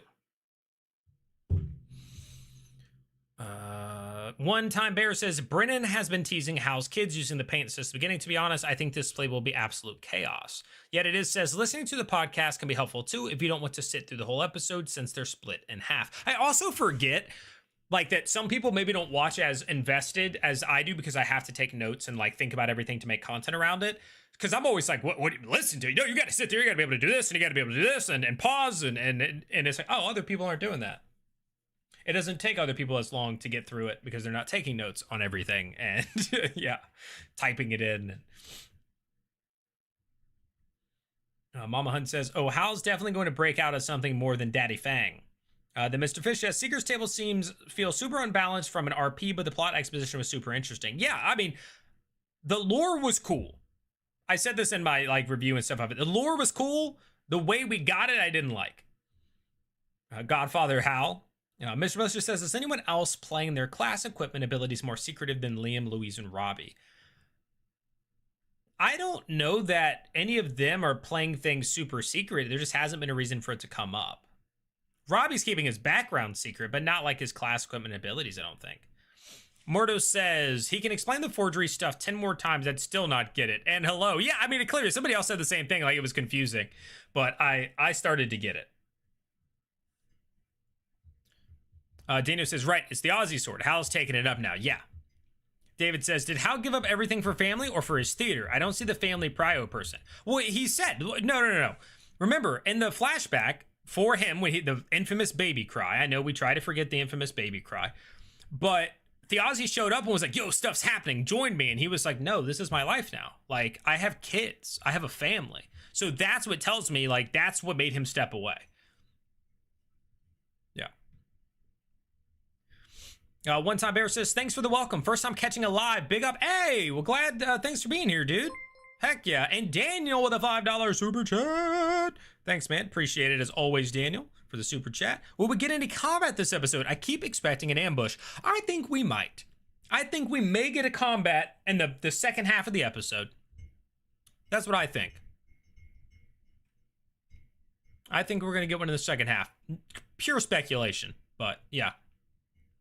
Yeah, One Time Bear, I do these every Thursday, 7:45 to 9:45 p.m. Eastern. We do a pre-show. I used to do post-shows, but they did like half of the audience that these did, and so I kind of don't do them as often. Plus, it's just a lot. But, you know, every now and again, I might still do it. But yeah, every Thursday, 7:45 to 9:45 Eastern, we do a pre-show. So thanks for being here. That goes for everybody. And if you haven't already typed in the chat yet or clicked that thumbs up button, please do that now to tell YouTube that people are in here, they're engaging. So click the thumbs up and type something in chat. Just say, let's sing a song for you guys to say. NERDCORE is fabulous. Let's do that. All right, catching up. In my campaign 4 sweater ready for this next episode. Let's go, Tessa. You got the campaign 4 sweater? Oh, that's dope. That's dope. If you aren't in my Discord, if you are in my Discord, post a picture in the selfies channel or wherever. Just post a picture of the sweater if you're in there. If you're not, it's fine.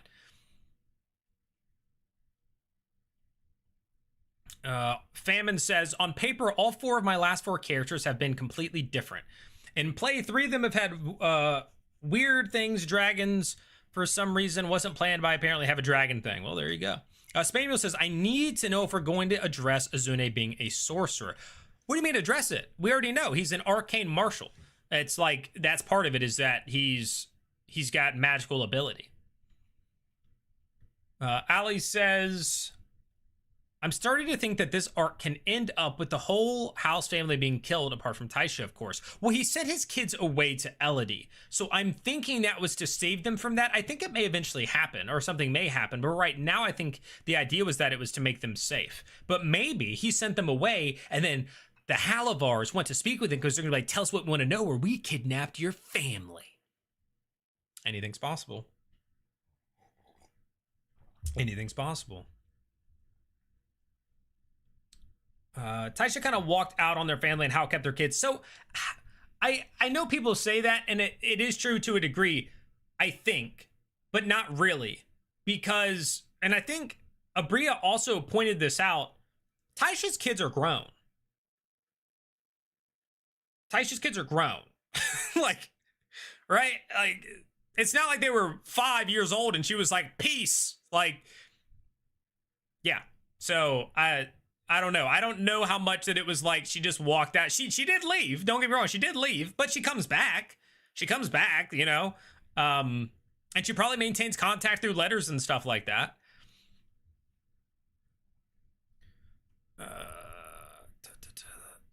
Scott says, is Belair the most evil player character in Critical Role history? I do not think he's pure evil, but definitely a very evil-leaning character. I think he has some very evil tendencies, yes.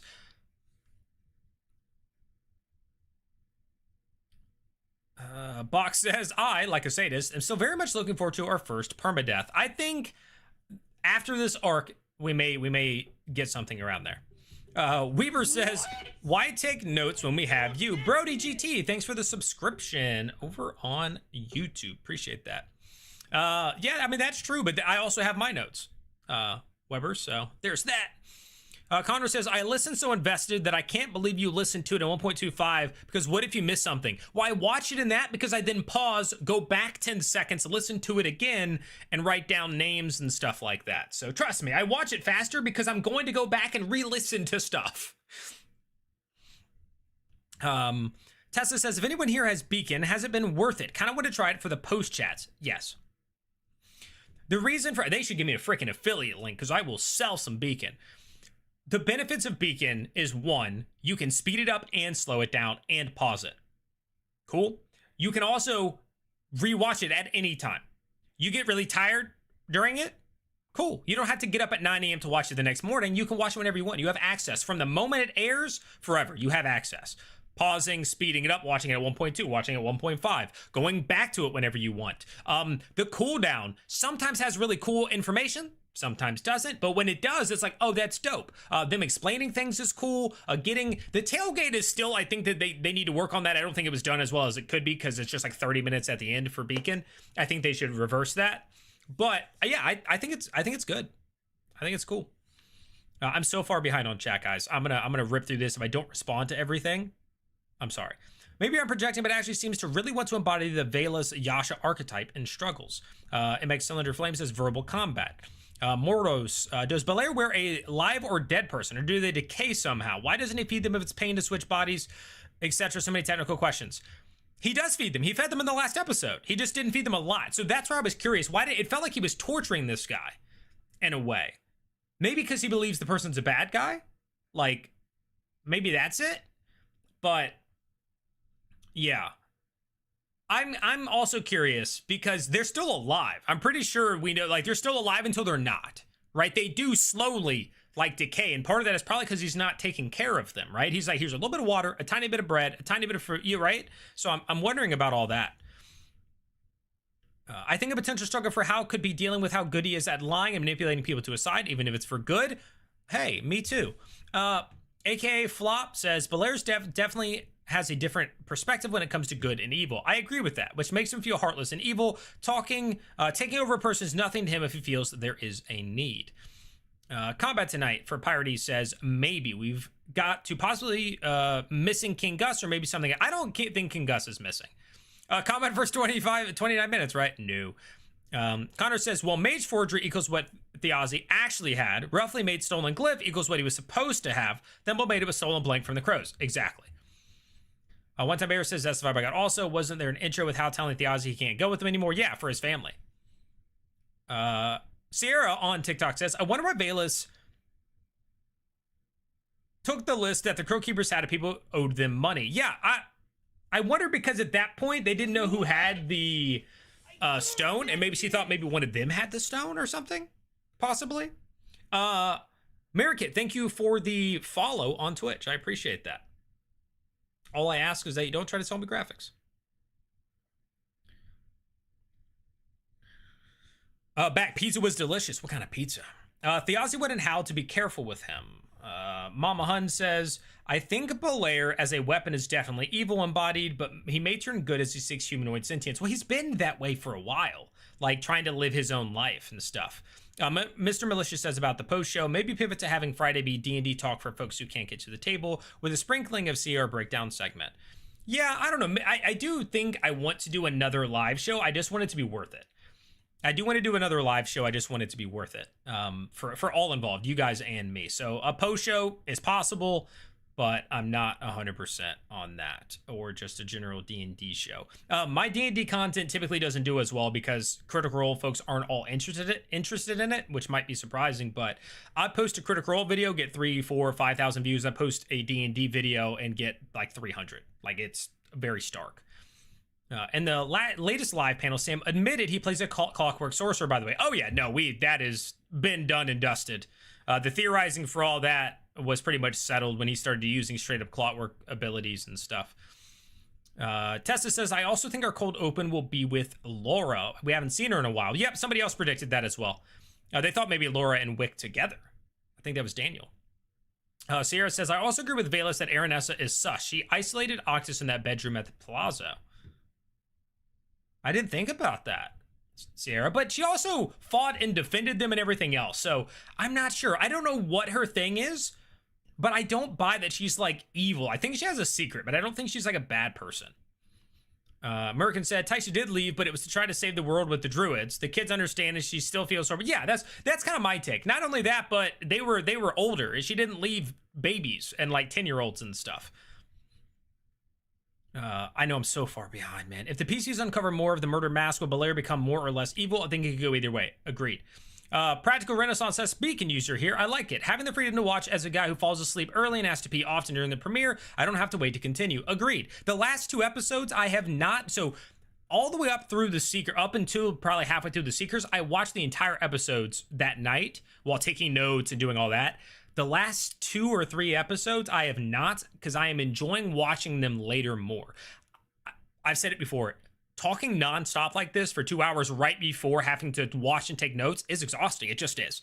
Maybe it just for like, I get off of this and sometimes I just lay on my bed for like 20 minutes and like I start the episode late because I'm like, I need to chill for a minute. So I like that I can also immediately the next day go back and start watching on Beacon and things like that. So it's very helpful for me. And yeah, it's like $6 a month. So not bad. Speaking of $6 a month, did you know a membership here on YouTube is $5 a month? Just the cost of a cup of coffee if you become a member here on YouTube, or subscribe to my Patreon, which I think is $3 a month. So less than a cup of coffee. So support. Thanks. Beacon, there's a heck of a lot going on there. They also post entire episodes at once, so no needing to wait on the break time in the middle. Correct. Mr. Militia says on the deadbeat mom, we don't know how old they were when she left, but it's pretty clear she said something. Like Abria posted something specifically that was like, everybody's giving a hard time, but my kids are grown. Like, or Taisha's kids are grown. Like blah blah blah blah. So I want to say she basically said, yeah, that like she left when they were much more like much older. Yeah. Even if we haven't been outright told the exact age. Do you pay for Beacon just for Critical Role? Yeah. Yeah, I do. I know I just skipped ahead to a comment I just saw. All right. Even if you watch nothing on Beacon other than the cooldown, it's so worth it. That's mainly all I use it for. Yeah, I use it for the episode and then that. Also, you get shopping discount with Beacon. Very true. Mission Militia's on Beacon, but when I need to hook up my laptop to my TV to watch with my wife, I know they're working on getting apps and all that stuff set up. I hook it from my laptop to my TV currently. I don't know. I don't know that they have like a straight up smart app currently, but I know they're working on that. They made a big hire to like work on the Beacon platform. Famine says Beacon has been worth it. Not like being forced to watch the ad playground and being able to skip it. The breaks are also not a thing, so that's great. I watched with the Discord chat, so I end up waiting for. Oh, that's the other thing. You get through the episodes faster by watching on Beacon because the break doesn't exist. It just goes, and that's where we go to break, and then it's just Brendan welcoming everybody back and getting right back into it. So if it airs on Twitch, you're getting all, you have to watch the ad segment, you have to watch, so a 3.5 hour episode or a 3 hour and 15-minute episode ends up being almost 4 hours because of the breaks and all those sorts of things. So you also get to move past that.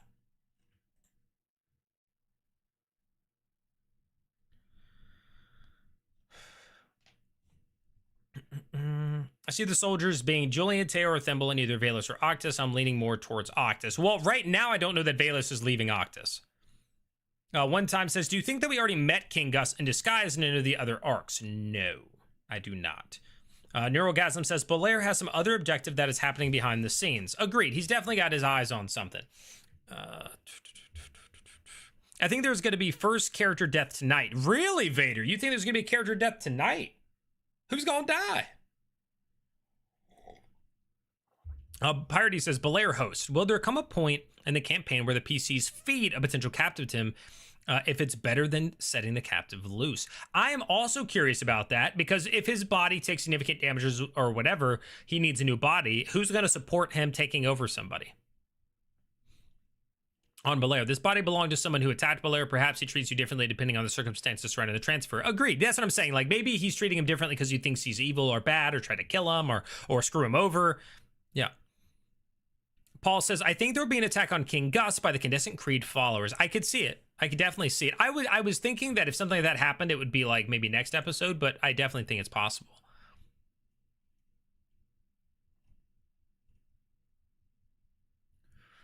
Kids don't always see reality. A kid definitely feels resentful to something the parent did, and it depends on how well they mature to get over it. Tessa says, I think Belair just sees humans as a tool the way we view a pair of pants. It's the same. Just as humans viewed him as a tool too. Merkid says, Belair being freaked out that Hal is researching about him. He's like, I burned all that. Who do you think didn't put the book back, you fool?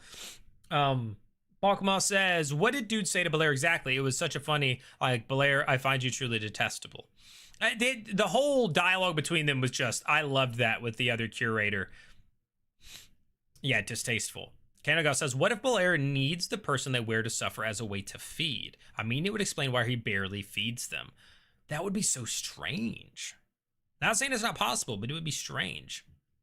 Famine says, speaking of your D&D stuff, just got fed a short about disarming Magico traps. To answer the question that vid, more magic goes higher DC, mage can reduce the DC target. Yeah, so kind of one of the options I said in that video.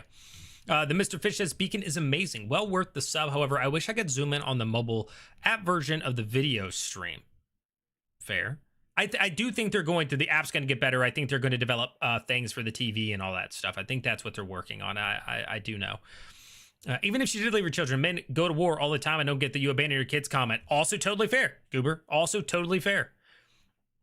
She's clearly not a deadbeat and has a good relationship with her kids. Yep. On House of Royce, Mr. Malicious says, I imagine the biggest secret is connected to the true gift that was given to the house. Very well could be when it comes to Lady Aranessa. Sierra says on TikTok, I cast my phone to my LG TV from Beacon. There you go. Yeah, so you can cast it. Dane's cold open prediction. Brendan discussing next day plans with Thimble regarding sneaking into the city and investigating getting Talsidamir in, essentially laying some day of groundwork to make contact with the schemers ahead of whenever it happens in game. I think that is very possible. Or if she's actually with Wick, maybe they hash some of their stuff out. Or we get a flashback with somebody. Also possible. But yours is definitely something that could happen, yeah. Scott says, I will get Beacon when there's an app for my smart TV or phone. Well, it is on the phone. There is a phone app. I took some notes on the treadmill last week. Yeah, there's Pocket Beacon.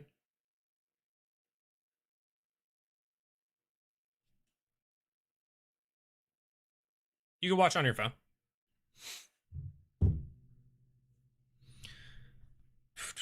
Yo, what up, Reed? Pirate says about Beacon. Also, there's a section you want to rewatch. You don't have to wait till Monday to watch on YouTube. Exactly. Missing any good discussions? Tons, Reed. Nothing but great discussions. Here and now.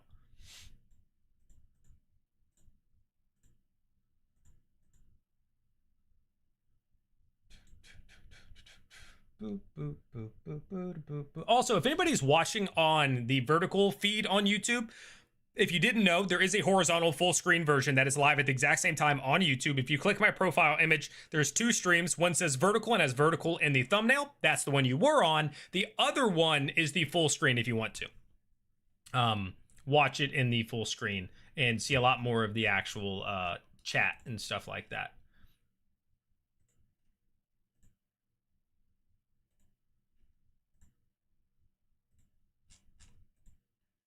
Just a fun fact for you.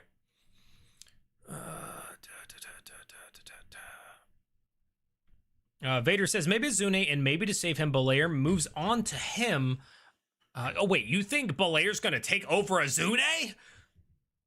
Sergio says they're definitely setting up some Candescent Creed supported revolt against the king, definitely. But that's all in Timony, so I wonder if it would happen here, right? Does Damakia want to get involved in the politics of Timony in that way, like directly? Like that seems kind of crazy. Tessa says, oh wait, you can't really use Beacon on your phone. That's unfortunate. You can. They have an app. Yeah, they have an app. Supporting the dumb question, but the Halavar are the Candescent Creed. Yes. The Halavars are the ones behind the Candescent Creed religion.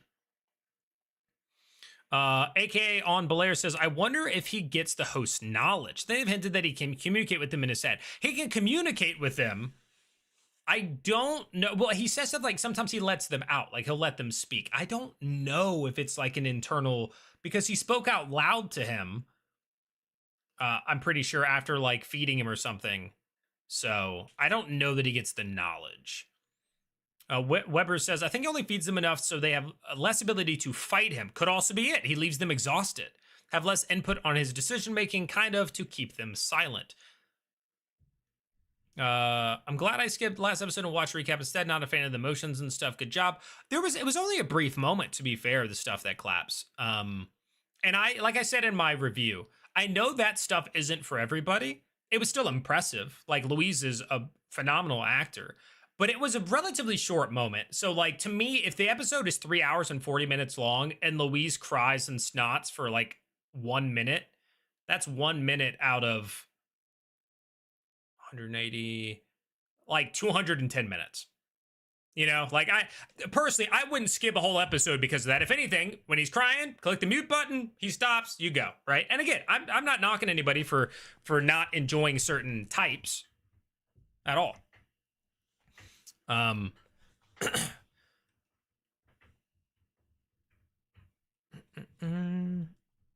Scott, I thought you meant phone app. I when you said the app. Yeah. Reed says, along the train of thought of Belair feeding on the suffering, maybe all the masks had a different emotional assignment, just like the character and the play to end the trickster. So kind of like how Tyranny's thing is suffering. You think maybe Belair needs to get something like that? Piety, in regards to House Royce, says, I mentioned that the Revolutionary Council, if it had one rep from each house, is now down to 4 members, and 2 ties are much lower likely. Yeah, because of Aranessa or the Royces being taken out. Asher says, wasn't the cold open always switching between groups? So it would be the Seekers for the cold open.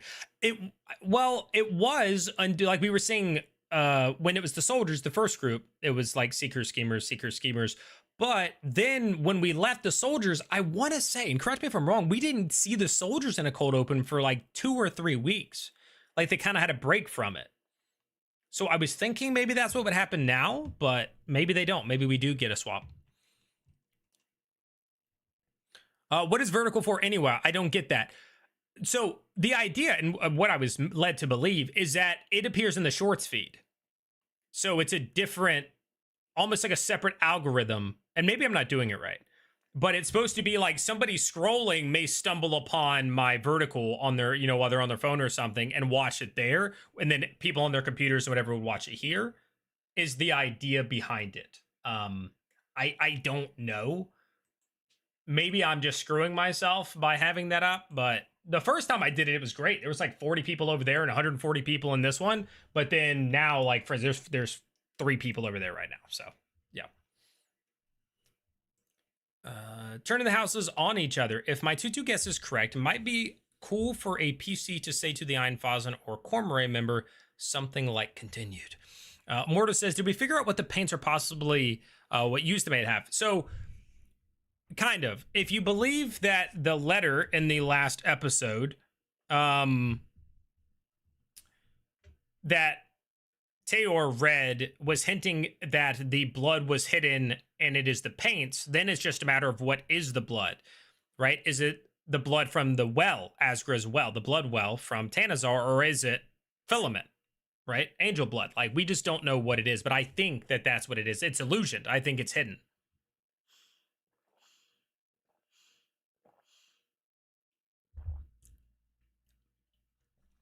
Gato says, I'm not as convinced about Bolair as I am about Taor and the emblem being a siphon. I know you were really about that lion's head taking the powers. One time Bear says, in a recent fan Q&A, Louise said Azune is very impressionable after losing the Aussie. He teases something darker with Bolair in the current arc. Oh, does he? Where was the fan Q&A? Was that from one of the cons? Piety on turning houses. Oh, so there's a ruling house, Taconis, and the others are like vassal sundered houses. That would be interesting if they kind of swip the script on that. Turtle says, sorry, off topic, but will you be doing VODs for the new D20? I forgot what it's actually called. What do you mean VODs? Like, will I be doing less stuff like this for that? Or will I be doing like video coverage stuff? The new Dimension 20 thing is what, the City Council of Darkness? I think, or the Council of Darkness? I can't remember if it's City Council or not. I don't know. I don't know if I will be doing anything with that. We will have to wait and see. I don't have, like, I haven't been watching Dimension. I don't have Dropout and whatnot, but who knows? Who knows? If there's a lot of interest, maybe I will. Party says that might tick the nobles off. Yeah. Yeah, Belair says he's going to ask the body, so I don't think he just knows everything they do. Luis Snot, no, more please. AVPH says Wick's family gave Hal the Hallows, so the threat of it being taken away may have him turn at least somewhat plausible information. Perhaps. Perhaps. Mortis says, I enjoy some man tears once in a while, and he's such a cheerful person IRL. Yeah. I remember when they showed him switching bodies, it was mentioned that he was no longer in pain, so I assume the stress of the body wears them out. Tessa says, do we think the sad boys are going to be sad boys again? I'm kind of hoping we have fun moments where they can smile and laugh this episode. I'm still not sold that Hal is actually a sad boy. I don't think he is. I think Liam is trying really hard to not be a sad boy. Yes, he had to comfort a sad boy because Louise is definitely a sad boy right now. But we'll have to see. Maybe part of Azune's arc is that he becomes stronger and more able to handle things and stuff like that. The Mr. Fish says, can't wait for the petrification antidote to make it back to Sid when the tables come together. It feels like they're set up for a big lore dump on new story arc when that happens. Yeah, there's definitely be a lot of information to share across the groups, across the tables and stuff like that. There's going to be a lot of information for them to be able to pass around.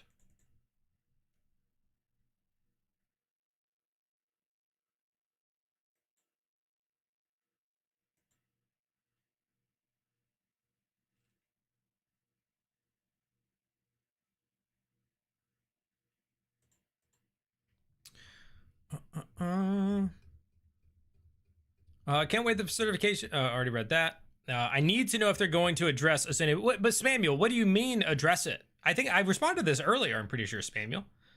What do you mean address it? They already know he's a sorcerer. Now, where it came from in his bloodline, if that's what you mean, yeah, I didn't even think about that. If he has that, then because before it was like basically just the families, right? Huh. Sierra says, I wonder why Veilos.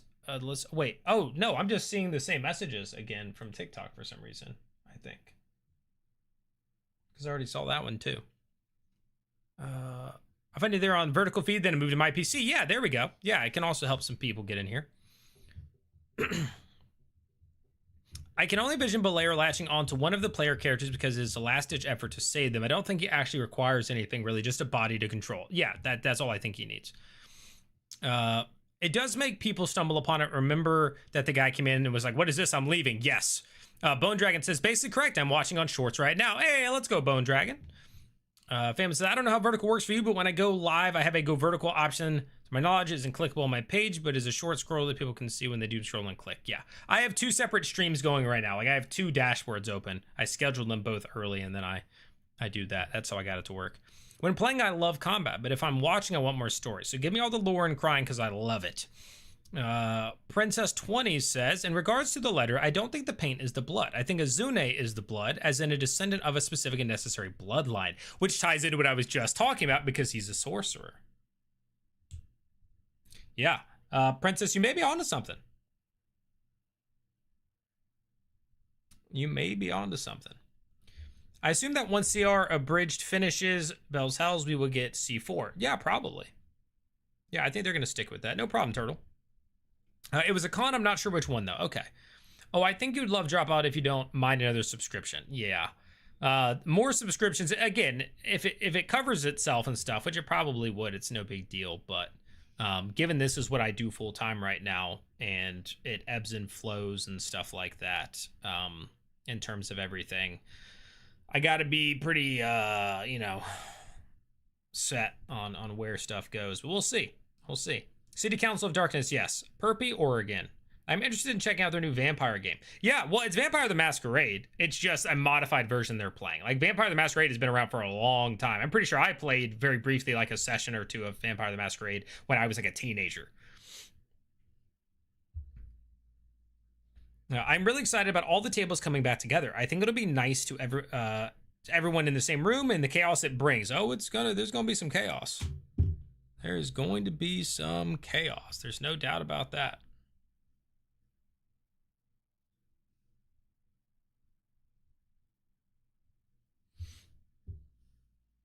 Yo, what's up, Geeky Vapor? Welcome in, welcome in. Yes to table merge. I think we are getting one. I mean, we already know that. Like, that's basically been leaked that we are getting one. But, it's more of like, when is that going to happen? Right? Like, how far away? And then is it actually everybody, like all players, 13 players are going to be at the table, or is it going to be like the Overture where they were kind of coming and going? Right? Like, in what way is it going to be set up? That's kind of what I'm interested in. Kaylee, thanks for liking the live on TikTok. Michael, thanks for liking the live on TikTok. Let me make sure my TikTok thing is still working, by the way.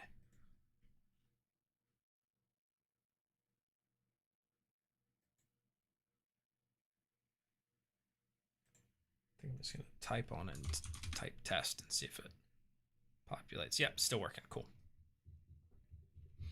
Hal is a jolly fellow in this world. It is harder to see because he's grieving the loss of his brother right now, but he's very different from most of his past characters. Yeah, I don't think he has a heavy past trauma like his other characters. So I think that's kind of the thing where he's like, I'm not a sad boy. Yes, I was in this spot where I ended up, losing my brother, but like that's not who the character is. I don't have some deep, dark past trauma like all his other characters. So masks. If the party finds another one, will it attach to a PC? If there are 5 more masks, will we end up having a 5 more mask PC? I don't think so. I don't think they're going to have PCs becoming masks, because then they're a different character. They're the mask. But who knows? We all thought Wick was DSS, but it's Azune. Well, we don't know. I mean, is he level 2 paladin, level 1 sorcerer? Or is it the other way? So he doesn't have a subclass. AKA says, what happens when Grandpa Halabar gets set loose? They fight him and they have to kill him or die. David says, I played so much World of Darkness in high school. Yet it says, I think the whole sad boy thing is blown a bit out of proportion. There is a dramatic story, so it only makes sense characters will be emotional sometimes, so wouldn't they? Yeah, no, there's no doubt about that. I think some people are fine with that. I think the sad boy stuff comes in from the repetition in which Liam is a very emotional, like that's kind of his go-to, is like a deeper emotional thing, and the way he speaks a lot of the time comes across with that. So that's mostly what people are leaning in on. Be cool if they do everyone at the table, but introduce a new larger set.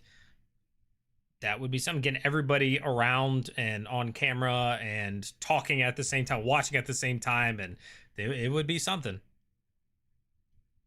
On Azune's blood, it certainly gives more weight to the Ozzy's reaction to Azune being the guard to search him. Yes, and he'd be like, not you.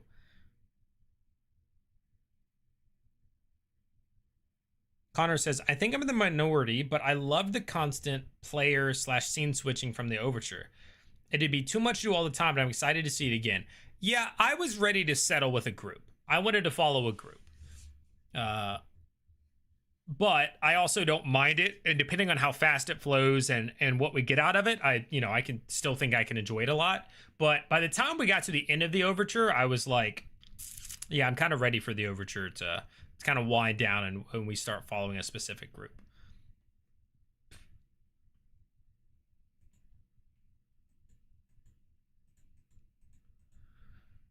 All right, so let's do a poll.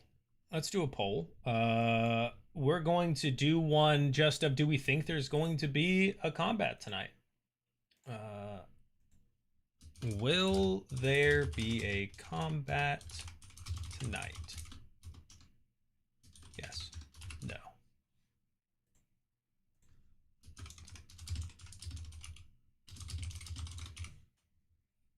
All right, there we go. We have a poll up. Do you think there will be a combat tonight? Go ahead and answer the poll. Astro says, I'm trying to remember, is Sorcerer subclass unlocked level 2 or 1? In 2024 or 5.5e, every subclass is unlocked at level 3.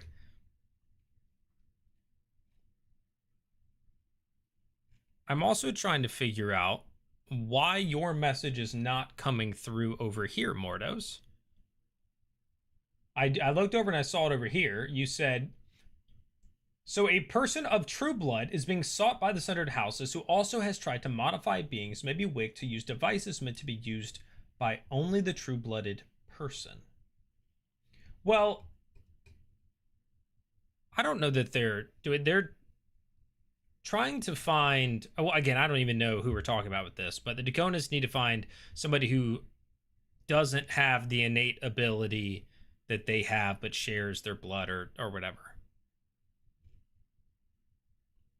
Canogal says, I think when it comes down to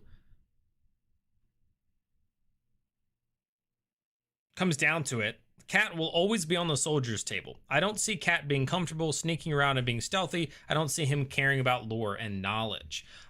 He might come around on some of that. We will have to see. We will have to see. Tessa says, I'm with you, Connor. I really enjoyed the format of the Overture. Yeah, I mean, I know some people loved it. Some people loved it. And I enjoyed it. I thought it was cool. It also, I feel like it made my recaps. Well, it was also early in the season, so it's hard to know. Like, it was the first couple episodes. But those recaps and videos about the Overture did way better because I think more people were confused. And less people had fallen off, right? Everybody's there for the start of a campaign, and then over time, like, people start to slip and fall up until you make it to a certain point, and then I'm sure it kind of levels out. But I wish I still got the views that we got in the first, like, 5 or 6 weeks, but now I like dead stuck in like a 3,000 to 5,000 range. I'm just not getting the growth that one would hope for, but which means if you haven't already clicked that subscription button and you're watching, click that subscription button. I'm just hoping for a little combat, but also love you. Thanks. It seems like the sun god let a whole bunch of humans be sorcerers. Weren't Azune's eyes described as look like a sunset? Yes, they were. Yes, they were. I think Murray or Azune, no fault of his, will be the reason for combat. Yeah, I could see that. I was thinking of the scorpion custom and the failed ritual. Devices was the wrong word, maybe. Ah, okay. His eyes were described as sunset. Yep. Overture was fun. Could easily get rid of real fast, though. Daniel says, if we get combat, will it happen at or near the theater? I don't think so. I mean, possible. I have no idea. Like, my brain never went to like where the combat would happen. So I'm not really sure. Right now with 45 votes, will there be combat tonight? 64% yes, 24% no, and 11% don't ask me I love you. Thanks.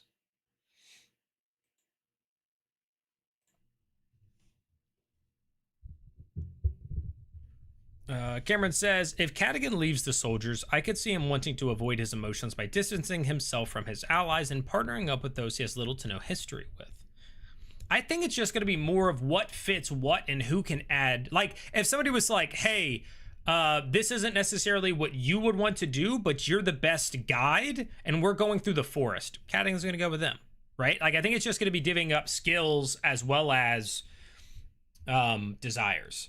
The people with the strongest desires will go through their desires. The people with the weakest desires will go where their skills take them. No hard feelings on Twitch says, I bet they all die. TPK. Let's see. Mr. Fish says, the Dropout is pretty cheap, not going to lie. The improv game shows are great. I didn't think I'd like them. I was wrong. Heaps of fun and great to support a company with solid ethical practices, workers and artists. Yeah, I've heard nothing but good things. I've heard nothing but good things. Hey, with the 89-month sub on Twitch. Thank you, Chris. And thank you for subscribing on YouTube, Rose TDG. Appreciate that.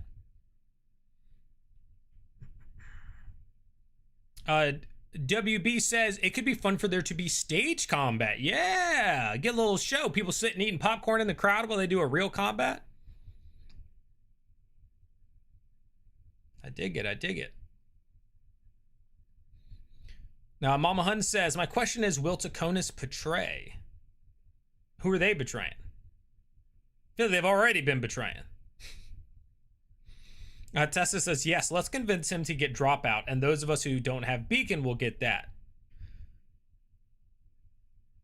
I'm with it. I'm with it.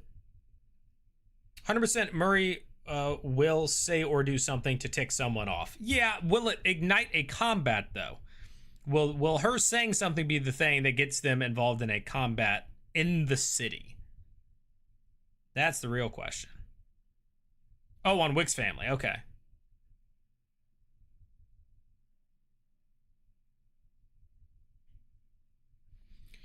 Let's see. AKA says, if Hal rejects meeting Grandma, I could see the possibility of a scuffle at Hal's house, but I don't think that combat will happen tonight. Yeah, that's where I'm at with a lot of it, is some of these things I feel like are further off, but I mean, it's hard to know, right? Like, we're not there, right? Like, we don't know how fast things are going to happen and what twists Brennan's going to throw at us and stuff like that.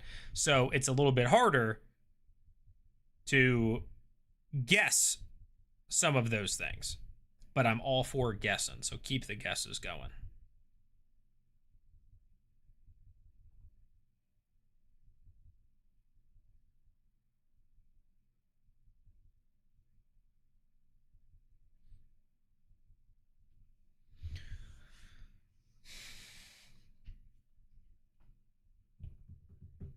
That LOZ thing jump scares me every time.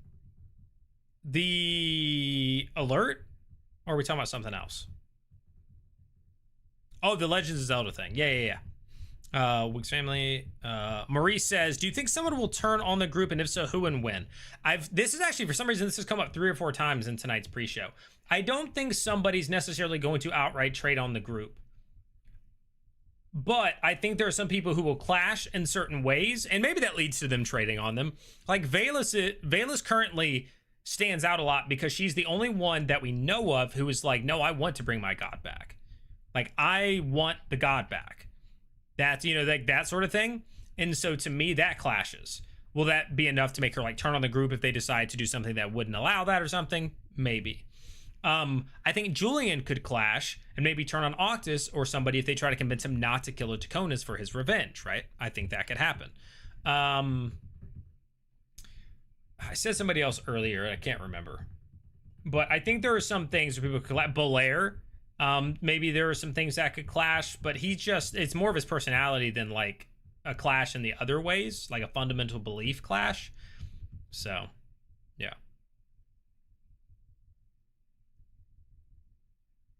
What about you, though, Maurice? What do you think? Connor says, I want to know what the powerful curse hurled at Murray earlier was. So bad. I don't know if we'll ever know unless somebody asks Brennan.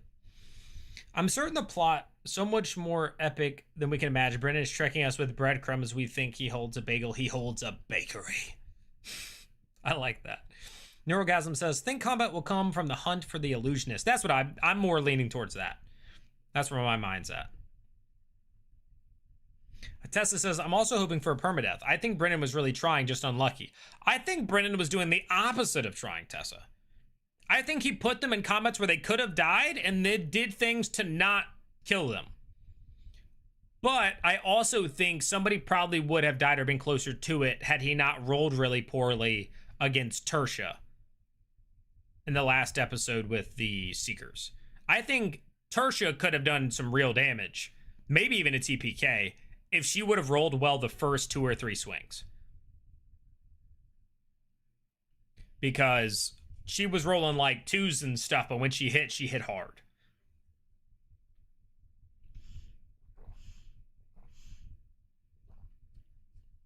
Murican says, I've been loving Hal's relationship to all the theater people. I think he has a lot more to protect or avenge than just his kids. Yeah, I think he has a lot of relationships. He has a lot of, because again, he's the guy who lives in the city and interacts and is a part of a performance in the community a lot. Like, he's very ingrained. So he has a lot of connections there. Mr. Militia says, but what if I want both Dropout and Beacon? Well, you better get to getting it. Hamza says, do you think this episode will be more tense than the last? I don't know. I think that there may be a combat in it, so if you consider that more tense, then yes. The schemer, in regards to combat parity, says the schemers will have to pick their fights wisely. If their foes make lots of saving throws against them, they're not very good at physical combat unless Hal's sword is godlike. That's also true. That's also true. Rubber Room says, I would love it to be Hal. That would be a twist. That would be a crazy twist. Tessa says, we'll just pass for tier 1 Dropout account. No, no, no.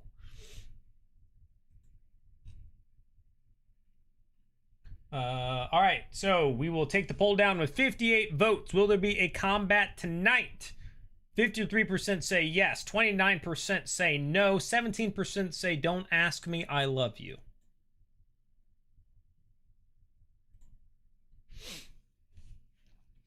King Gus is the illusionist.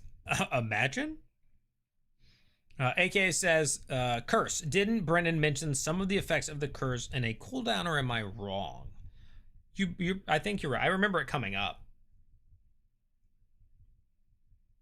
If Matt failed a dexterity saving throw, if Wick almost dies so many times, Sam just kept rolling insanely well. Yeah.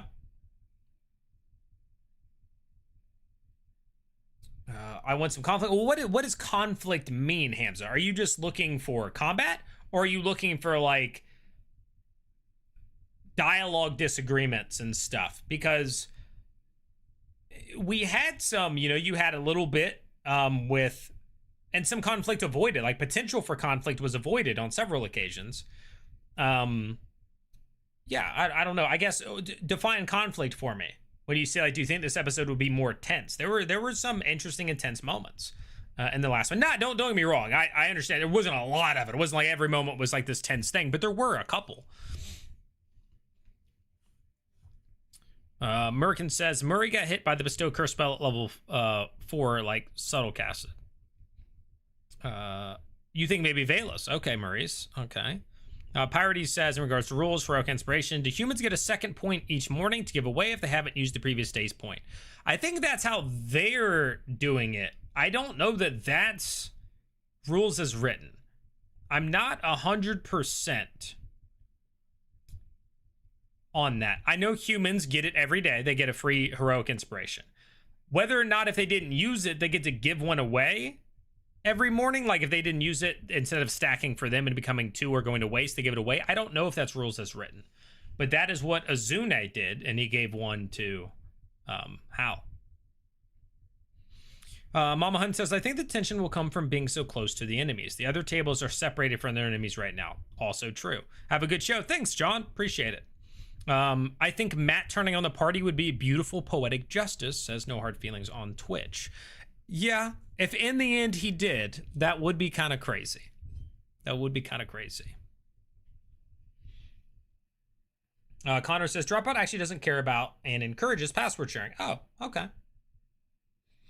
Dago says, did you see Whitney saying that Tyranny and Julian had met, but Julian didn't remember? I think somebody else has brought that up before. I don't remember if I saw it directly, but... Mama Hunt says the schemers pretty much have to do everything right under the noses of the houses. Yes, I agree. That's some of that tension. Yeah. Yes. What if the illusionist is Wick's missing girlfriend? Well, that would be surprising because that is the name. Like, the name wouldn't match. This is like a grad student at school who came from, I don't know. That would be, maybe if she was hiding herself and pretending to be this dude, I guess. Hamza says, mostly tension with the houses and maybe fights. I think the houses may do something big soon and hopefully mess with some of the PCs. Yeah, well, I definitely think now that Gus is in town and, the players are starting to begin like plots and figuring some stuff out, I do think it's going to start moving in that, right? The first episode is kind of like, okay, let's figure things out. Let's get people used to it. Let's get comfortable. And I think the next one is going to be a lot more like tonight's is going to be more of the, okay, now we're getting into the serious stuff. Now we're figuring out what's going on. The pieces are going to start moving is what I think will happen. Party on the Heroic Inspiration says, glad to see it being used. Can be very helpful in social roles. Agreed.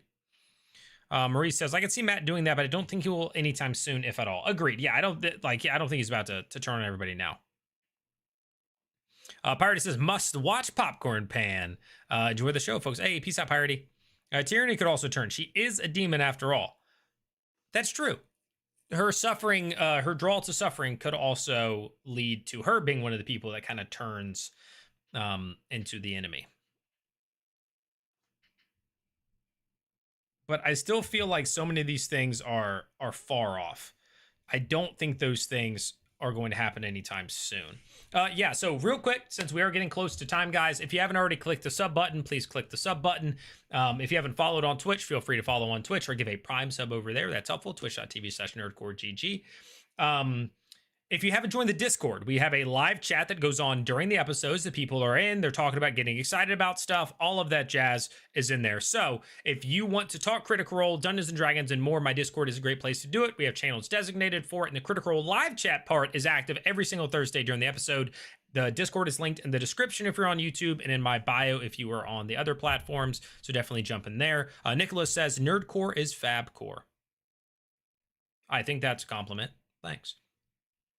So definitely jump in there. If you want to support me continuing to try to do this full time, please consider becoming a member here on YouTube or subscribing to my Patreon, linked in the description below. You get some freebies over there. Anybody who becomes a member or a patron does get access to my episode notes that I update every week. So consider that. Mama Hun, thank you for the $2 super chat. I appreciate it. Thank you, thank you, thank you. But yeah, hopefully it will be good. Hey, what up, Sherry?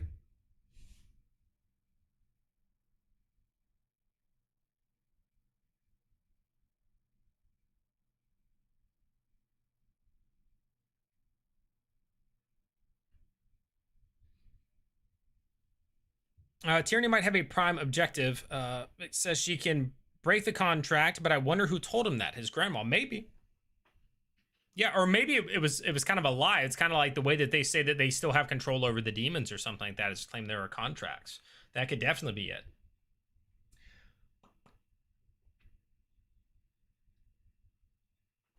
But all right, guys, I think we're going to call it there as everybody's trickling out. I appreciate you guys hanging out. Enjoy the rest of your night.